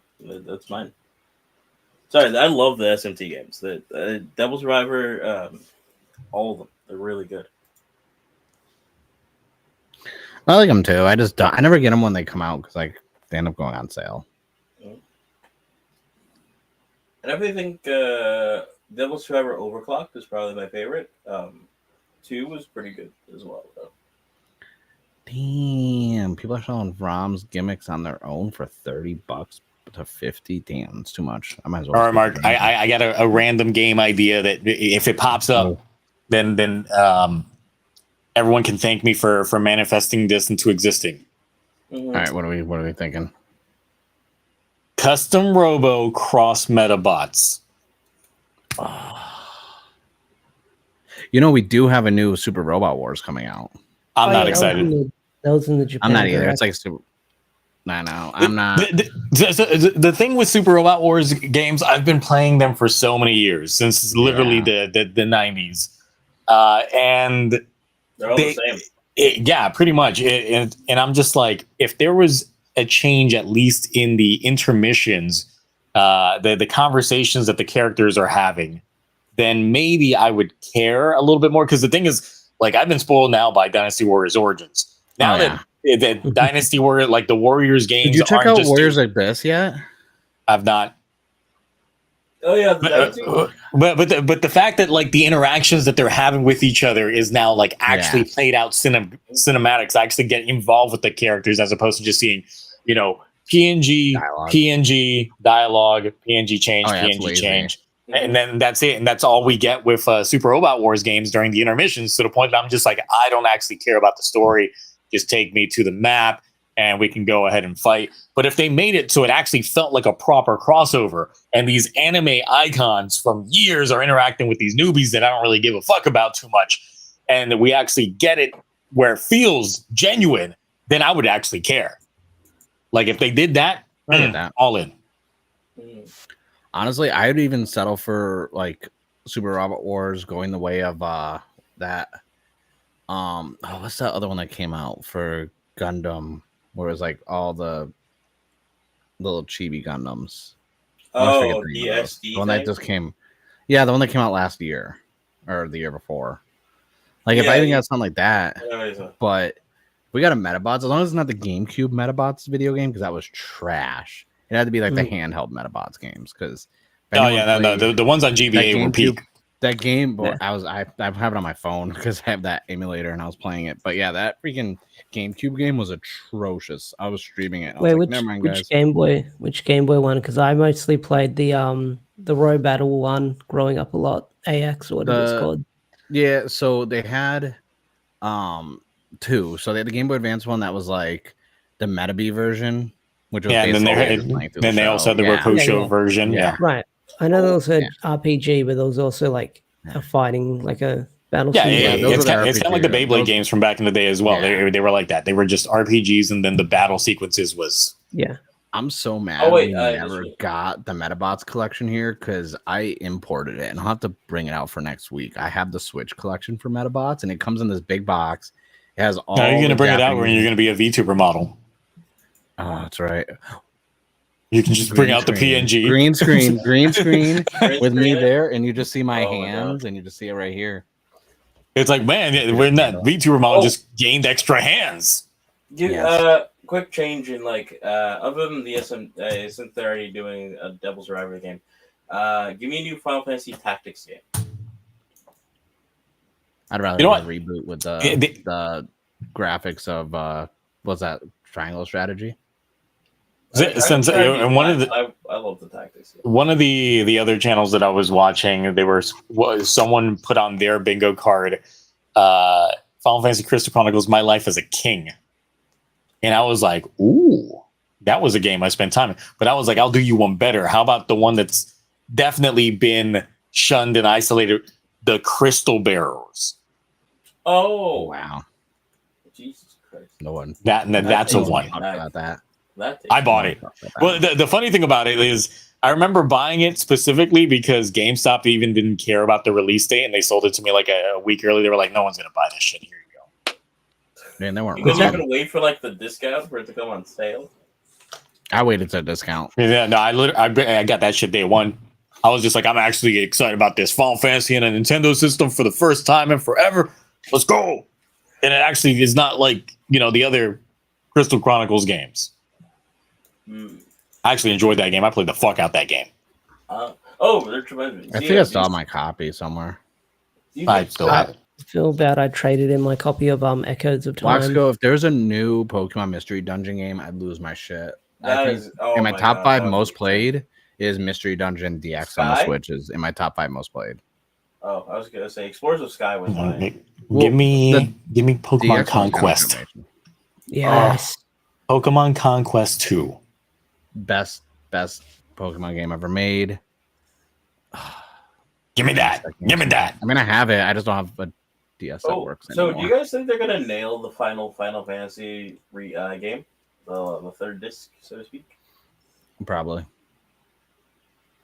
I think it's gonna be all right. I mean, Yeah, I the think fact they that planned out the story. basically So admitted. I hate the idea that they actually admitted that they're making changes based off of fans' feedback. I hate that. Yeah. They should have never That's said that good out and loud. bad. because they No, scaled it's not. certain things back in Rebirth because some people didn't like the fact that they were starting to mess with the timeline. So, but I'm just like, but what's wrong with y'all? Like this, it gives us something new. If you just wanted base game with nice visuals, Play it. We have it. yeah, it's there. It's oh, like this gives me something more. Yes. Plus, I the just end want it of over with so we can get Rebirth. 8. We're not gonna get a remake of. We're not gonna get that quality of 8. Wait. Mark. Wait, Ash, did you finish it yet? Finish Rebirth. Yeah. No, I never. Damn, no, still. I'm fucking with you. I did. Really? Okay, Yeah, I was about to that's say. I was about to say. I was like, he was Oh like, yeah, we one did have chapter that away from talk. I'm like, finishing but it it's been last like a minute. year. So Yeah, I was just making sure. 'Cause I remember when you were like one chapter away, and me and Zio were both like, "Oh, you're about to see some shit." we're gonna talk about that ending. No, yeah, no, It's I like, was why are one you- chapter why are you away, on and the then stream like right now? Go we took play a it. couple of episodes off or something like that, and then I forgot to tell you But guys. But yeah, I finished it ages ago. I can even bring up my PlayStation replay. trophy list, maybe for proof. I don't know. Now go back and play it again. No. No, Well, when it comes out Yeah, on when Switch they do 2, you can go back and play it again.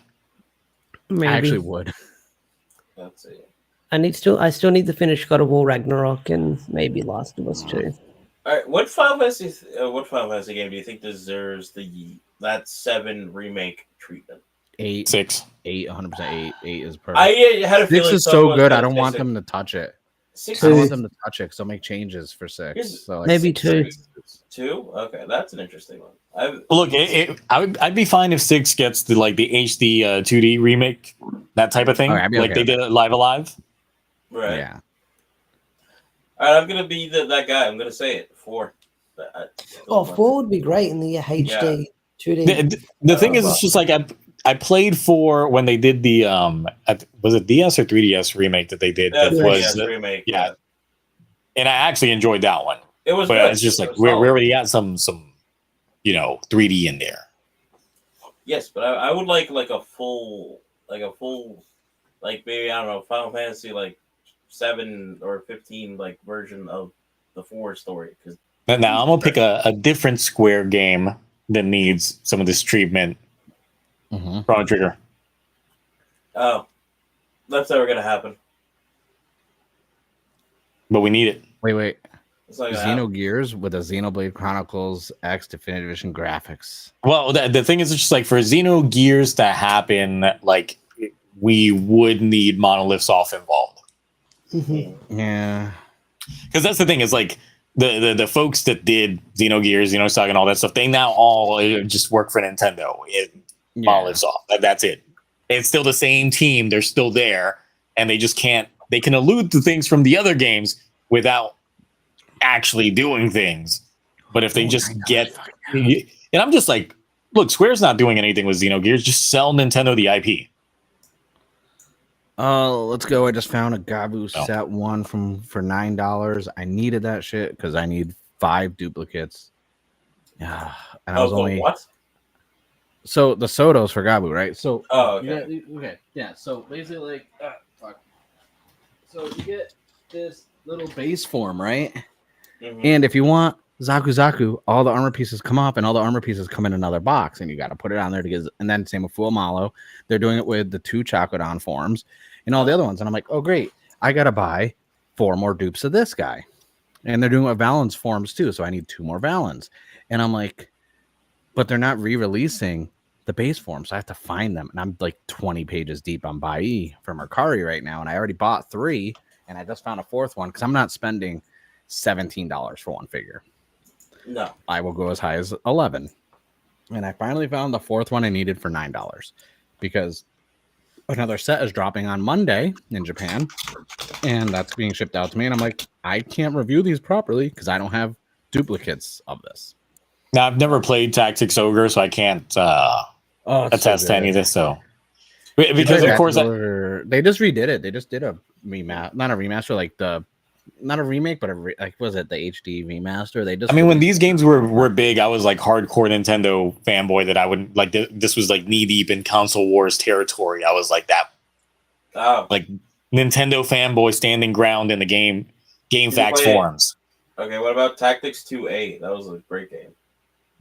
Or sorry, 18. I didn't like that one actually.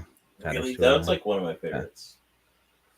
It's just so for me, it's like I like the just original Tactics so much. Like I'll keep replaying that over and over again. Oh no, that's amazing. Because it's like the only Final Fantasy Tactics game that I played was just Tactics Advance. Oh, okay. Oh, should play the PlayStation 1 version. Oh, you know what? Legend of Dragoon. Give me Legend of Dragoon. Oh, as, like, dude, that would actually be remake. Yeah, that's still one of my best. Like my top 3 games for PlayStation 1 were like Legend of Dragoon, Xenosaga, and Final Fantasy 8. Those are like my top 3 games. Which Legend of Dragoon? What do you mean? Oh, I don't think there's only one Legend. There's only one Legend of Dragoon. I think what the fuck are you talking about? I think of different games. I think you're thinking of Panzer Dragoon. Yeah. Yeah. But no, there's it's I need all, like I still have all my physical copy of games. Like I just finally got that. Well, I didn't finally get. I got the Suikoden 1 and 2 HD remakes. I got them on the Switch and PlayStation 5, and I'm just like, well, I just got Xenoblade and W2K25. It's like, when am I gonna play these? And I still have the original Suikoden 1 through 5, all physical copies. But it's like I keep buying these remakes. But I'd like to see all those those go to the Switch too, because like I feel like the Switch 2 has probably the best library of JRPGs out of the 3 consoles, because Xbox really doesn't have much for. Oh yeah, no, like the Switch literally became like the JRPG mecca that we haven't had since like the PS2 days. Yeah, and that's basically all back in the day all my PS2 was for. Even the first original Xbox had a lot of good, but they were more action. Like they had Jade Empire, Fable. They had like that next gen of RPG style, whereas PlayStation 2 was like, oh, you want turn-based and tactics, you're only going to get them on the PS2. And now the Switch is just like, you want every type of RPG ever made, every subgenre of RPG, it's here. We have it. Yep. Waifus, got it. You want to buy like a game for $1.99 where on an island and you're just playing as waifus and bikinis with squirt guns? Sold. I don't have that game. Get it now before Texas bans it. Yes, I'm not in Texas, so I'm fine. California would never ban those games. That's our. Everyone has their state bird. Our state bird is a waifu. So we did manage to pad out a decent amount of time, I would say. So yeah, we did. It's only because I just turned my Switch. We spent at least 40% of it talking about Toku. we did. I'd say 30. I'd say 30%, honestly.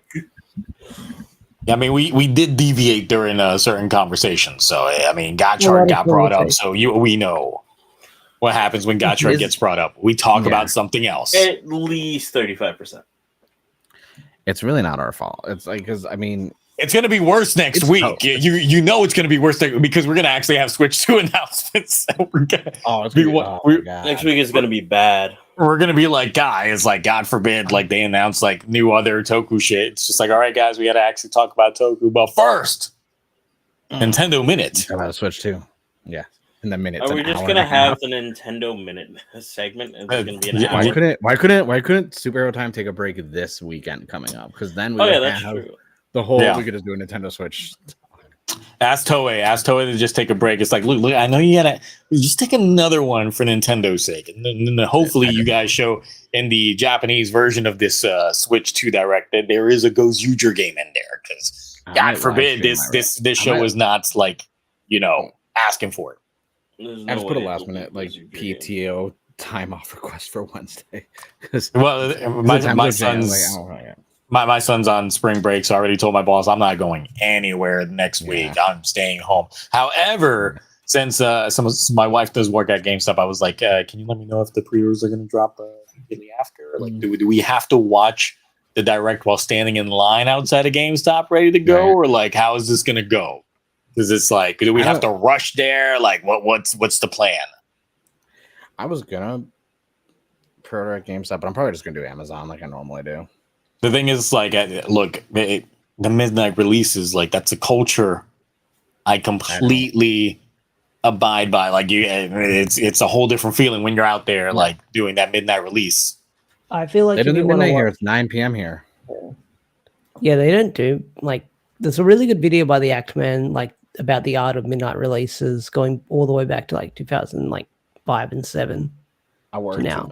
Midnight. That's the thing. It's like I've worked them and I've camped out for them, even though I worked for the place where I camped out for them. So yeah, no, I did. I worked a Gears of War 2 one, a Halo 3 one, a couple Call of Duties, and I was like, I'm never again because I didn't plan them. So I had like a big Halo 3 cake and all this other stuff. We had couches in the lobby of the mall, like right outside the GameStop, with TVs set up with Halo 2.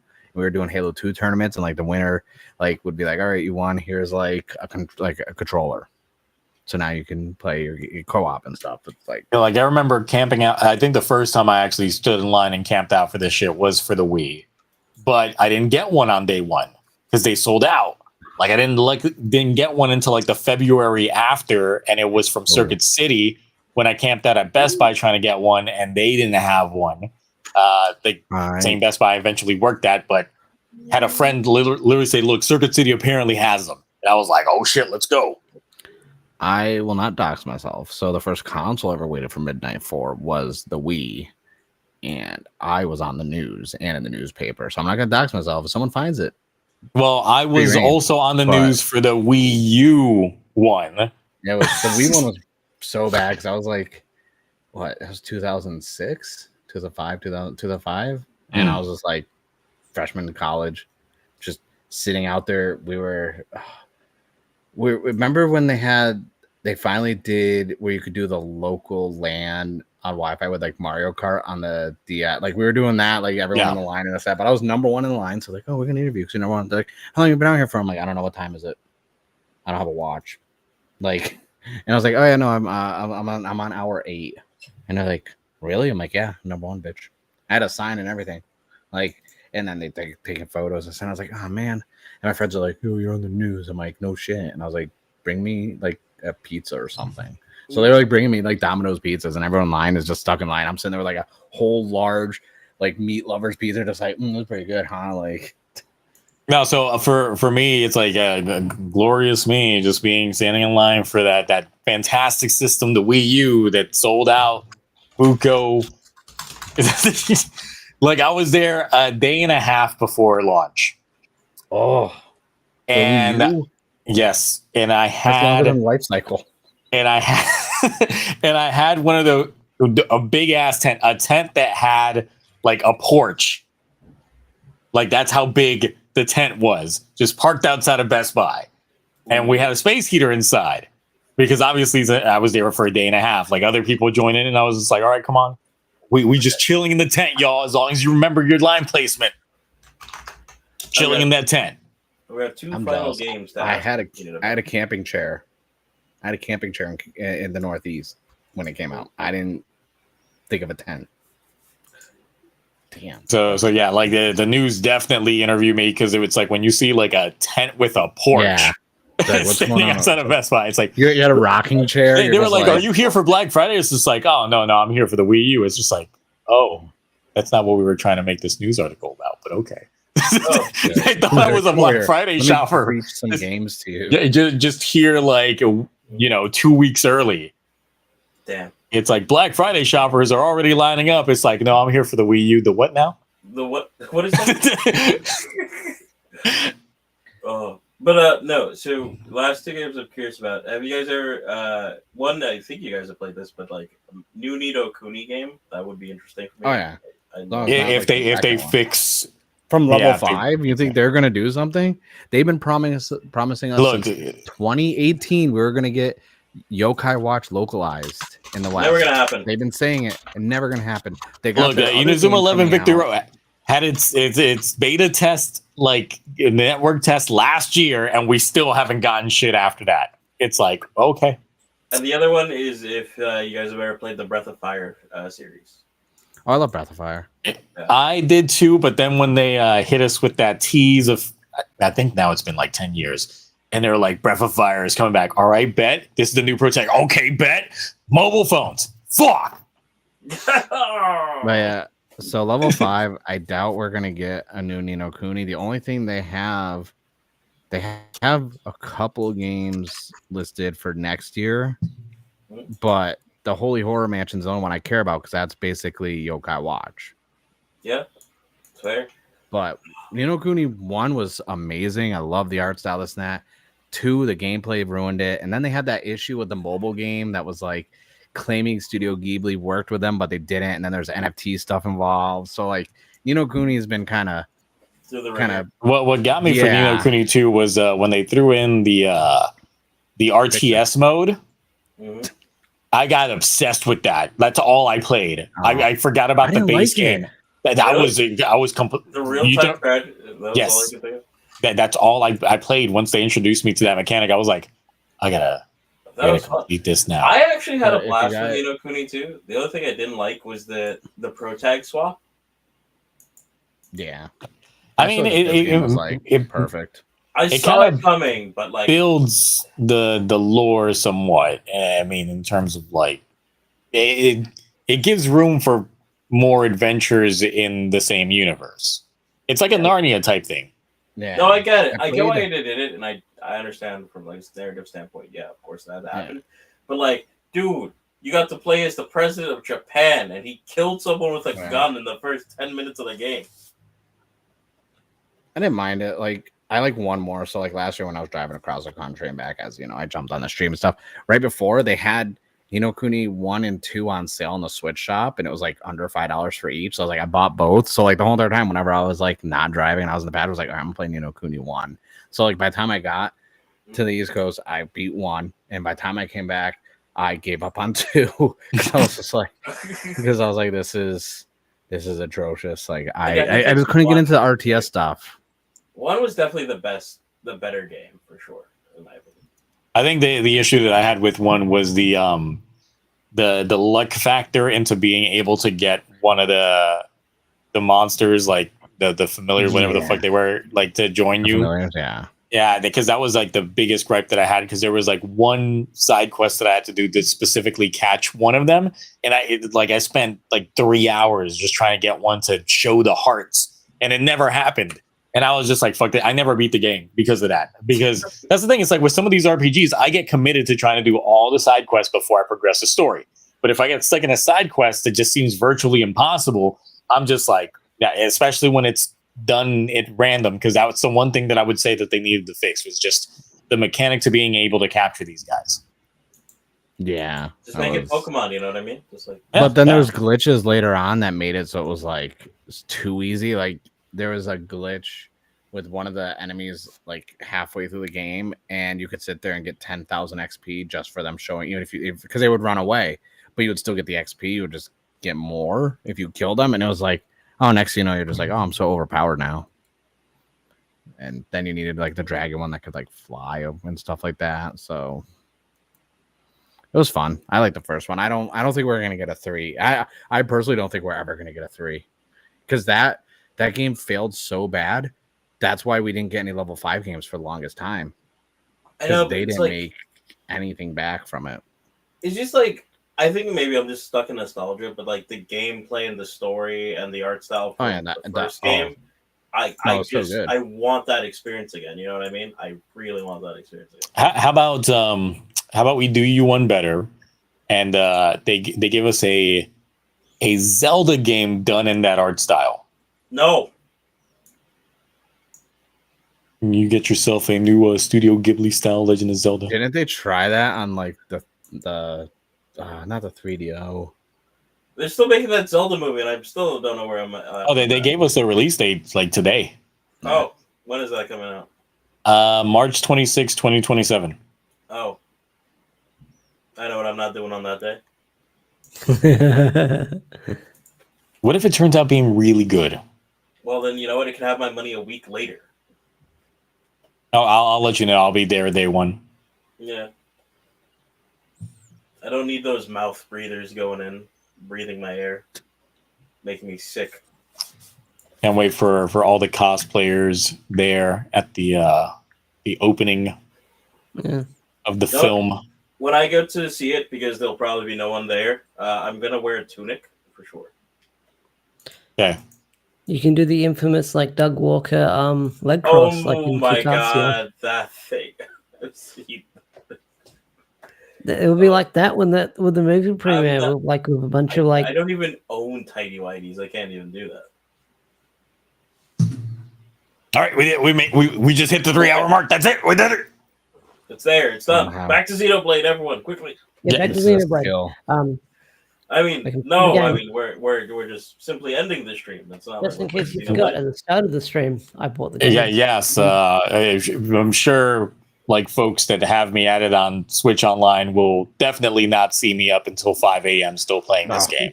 Absolutely not. No, every day. Every day. Look, the last few nights I've literally collapsed while playing it because it's just like I'm already like half asleep because I've been on. You wake up with the Switch right on last night I was dreaming that I was my character in Xenoblade and I was still doing everything that to the point that when I got woken up this morning, I had one of those like, is this real life moments? I was just like, I just lived a whole life in my dream and it was so vivid. And I'm just like, who am I? I thought I was this guy. I was over like I was disoriented most of this morning because I literally like dreamed that I was still like in this game, but literally in the game. Well, at least you didn't have a dream that you were still playing the game and made progress. You're like, no. No. No, that would be like one of those dreams that I'm sure everyone has had, where you feel like you're still at work working, and you're like, man, I should have gotten paid for the time that I was dreaming that, because it's just like it's a stressful dream. It's like you never clocked out of work. Oh yeah. You wake up, you go up to your wall to clock out. You're like, wait, what? I'm home. Oops. Like I hated that in my retail days back when we were doing like physical inventory, because we would have to scan every single product, and they're like, you got to be quiet, so everything you just heard was like beep beep beep beep. Or it's Black Friday, and then like the sleep after Black Friday, it's like you're still clocked in working Black Friday. Those were the worst. I never want to work a Black Friday. But now Black Friday is very tame because it's like nobody. Yeah, no one's physically at the store anymore. Yeah, no one's camping out on Black Friday. Anymore. 4 Black Fridays, one for GameStop, one for Best Buy, one for Target, and one for Radio Shack, and all 4 of those were the worst days of my life. I worked 7. I need one thing in my life where people are camping out in front of a freaking either entrance or a ticket booth just to get in to watch or get something. Please. I hope they make a game that can only come out physically. Mark, what you got to promote? Xenoblade Chronicles. No, I got some. I think everybody's answer should be that. I got some stuff on the site. My YouTube. I did the Gabu. I'm trying to remember. Everything's been just Xenoblade for the last week. I did Gabu episode 27 review. I have the new candy toys, which will be shipped out on Monday, so they'll be here before the end of the week. So I will have next week. So I'll have a new toy review video because we haven't had any new toys released, and I'm going to be doing some catch-up videos for Go Use User, and that's really it. Once you put down Xenoblade, yeah, I can't. I'm charging it. That's the reason why I'm not playing right now. Is because it's charging. And there's a dock. You can play it while it's docked. I have. You could also be playing it while it's charging. Switches. No, it was like low. So I was like, let me just. I have 3 docks because I have 3 switches. I have the OLED in the living room, the Pokemon Violet and Scarlet OLED. Then I have the Animal Crossing regular one in the bedroom, which is what I'm playing right here for the dock. And then I have a Switch Lite. I've only got 2 switches, but I got 3 docks. Did you scoop them up when they were selling them? Yeah. Yeah. They're all first party docs too, so it's just like Yeah, bedroom, Walmart had them, and living room, and then this one floats around between different rooms. So I have a third party one, but I'm scared to use it because I got one of those ones that they got me on a YouTube video. It was this wrestler Xavier Woods, where it's a Switch dock with a projector built into it. ooh, And they were using that, and I was like, you know what? And all the other wrestlers were getting them. Like Randy Orton got one for free, and Asuka and this and that. And they were all talking about it, and I'm like, you know what? Fuck it, I'm gonna buy one of those. But I've been scared because people have been like, yo, be careful of those third party docs. Yeah, I've heard stories about third party docs. Mhm.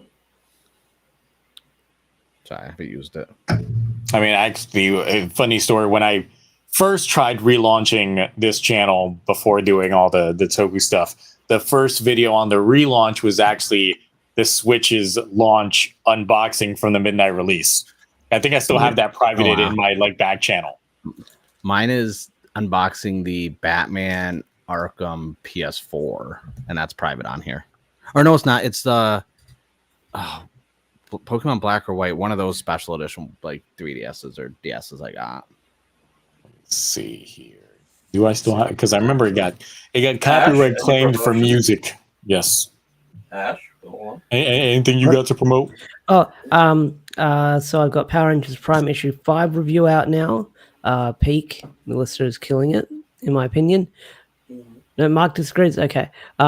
Oh no, I'm not even looking. I'm trying to look at my videos and stuff. Shake your head. You're looking at your videos. I shake my head. If I don't get caught up in Xenoblade, I will try and drop my review for Naruto / TMNT issue 3. That will probably be a short review because there's a lot of action in there. Amazing artwork for that comic. And I'm working on a video that I stayed up really doing the thumbnail for, and hopefully I'll get around to recording that either this week or eventually. And Cloudy, you got anything going on? Backslash. What? Sorry, what? In March 6, 2017, I uploaded the video of my Switch countdown and unboxing, and it got 11 views. I have I have the Arkham Knight Limited Edition PlayStation 4 unboxing, 31 views, and that was June 25th, 2025. But I forgot I had 2 other YouTube channels because I had a gaming website, like an actual website. So I was like, oh, that's not my oldest. Well, I also have private videos on my channel that are from, 2007 and 8 or 2009. But I have my oldest one because I did a lot of gaming unboxings. I do have the WWE All Stars Fight Brawl Stick unboxing. I was like, ooh. Just to show that I'm not kidding about this. This is literally a still from Yes, the year of Luigi. Oh. Yeah, you can see my nice. Crap, I got 2K views on this video. It's a 12-minute long video. Brother. Oh shit! Yeah, I'm literally in this is full on vlogging moment. You can see me in my Best Buy uniform and everything. This is a legit. Back when you worked at Best Buy. This is a legit back when I worked Best Buy and trying to do so. Ages ago. Yep. Oh, look, it's my dog. Oh, Lord. Oh my god, it's a 360p. Oh, that's what Mark's worried about. This is from 14 years ago. He's like, oh my god, this is in 360p. How did I get almost 2K views on it? March 17th, 2011. Pokemon White DSi bundle.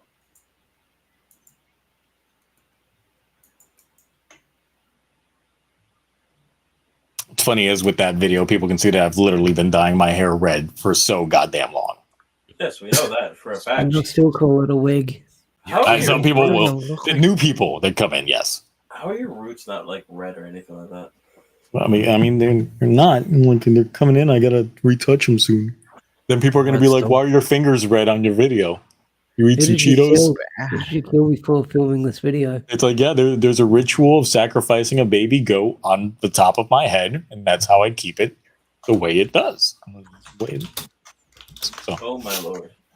so yeah, that was a 8-year-old video. Perfect.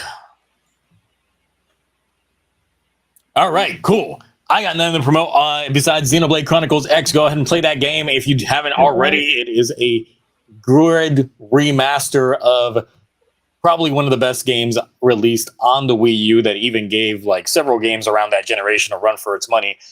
Digital Foundry was calling this game a technical marvel on the Wii U, and they actually just put out a video earlier today praising this game yet again on everything that it's able to achieve.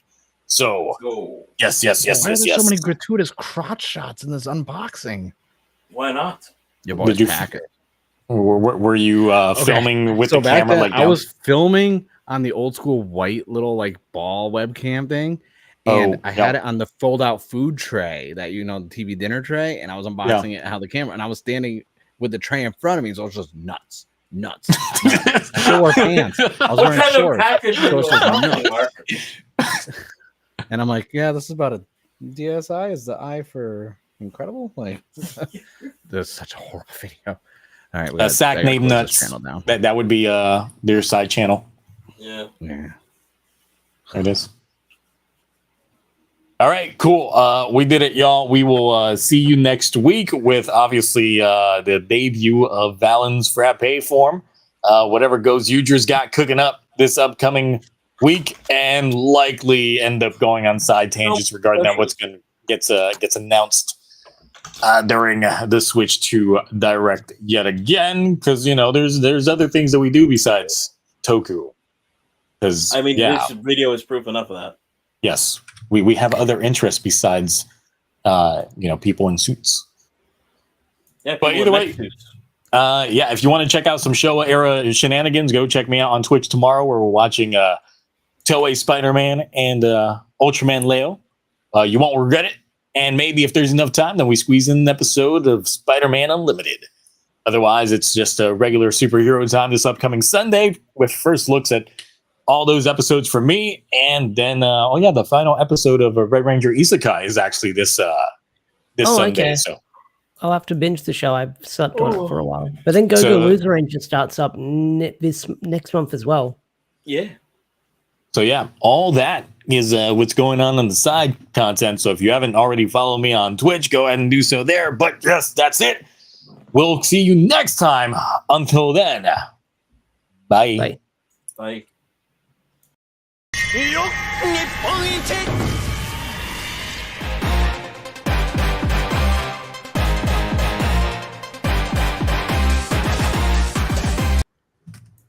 Oh my God! We're still live. I was like VTuber edition, and then it's just like, oh well, we're still here. These are atrocious. I'm gonna dip now so I can play Xenoblade and eat food. You go ahead and do that while I try and end this thing. I'm like, what? This thing always does the weirdest thing. It's like sometimes it'll end, sometimes it doesn't end, but then it's just like, oh well, you're still here. You played the outro and everything, but the outro cut off halfway, so you're still on here. Testing you to make sure you still have your pants on when you think you're on. When you think you're it's like when you stand up, is it just going to be sack from Mark, or what's going to happen? What's the surprise? With my new desk light, I can admit I've done a lot of reviews in my boxes while being on camera. Because the camera I have not, because I'm just like, I'm wearing regular jean shorts, but like, look, I come home from work. I'm hot in this unit. There's like, I'm looking at getting air conditioning for it.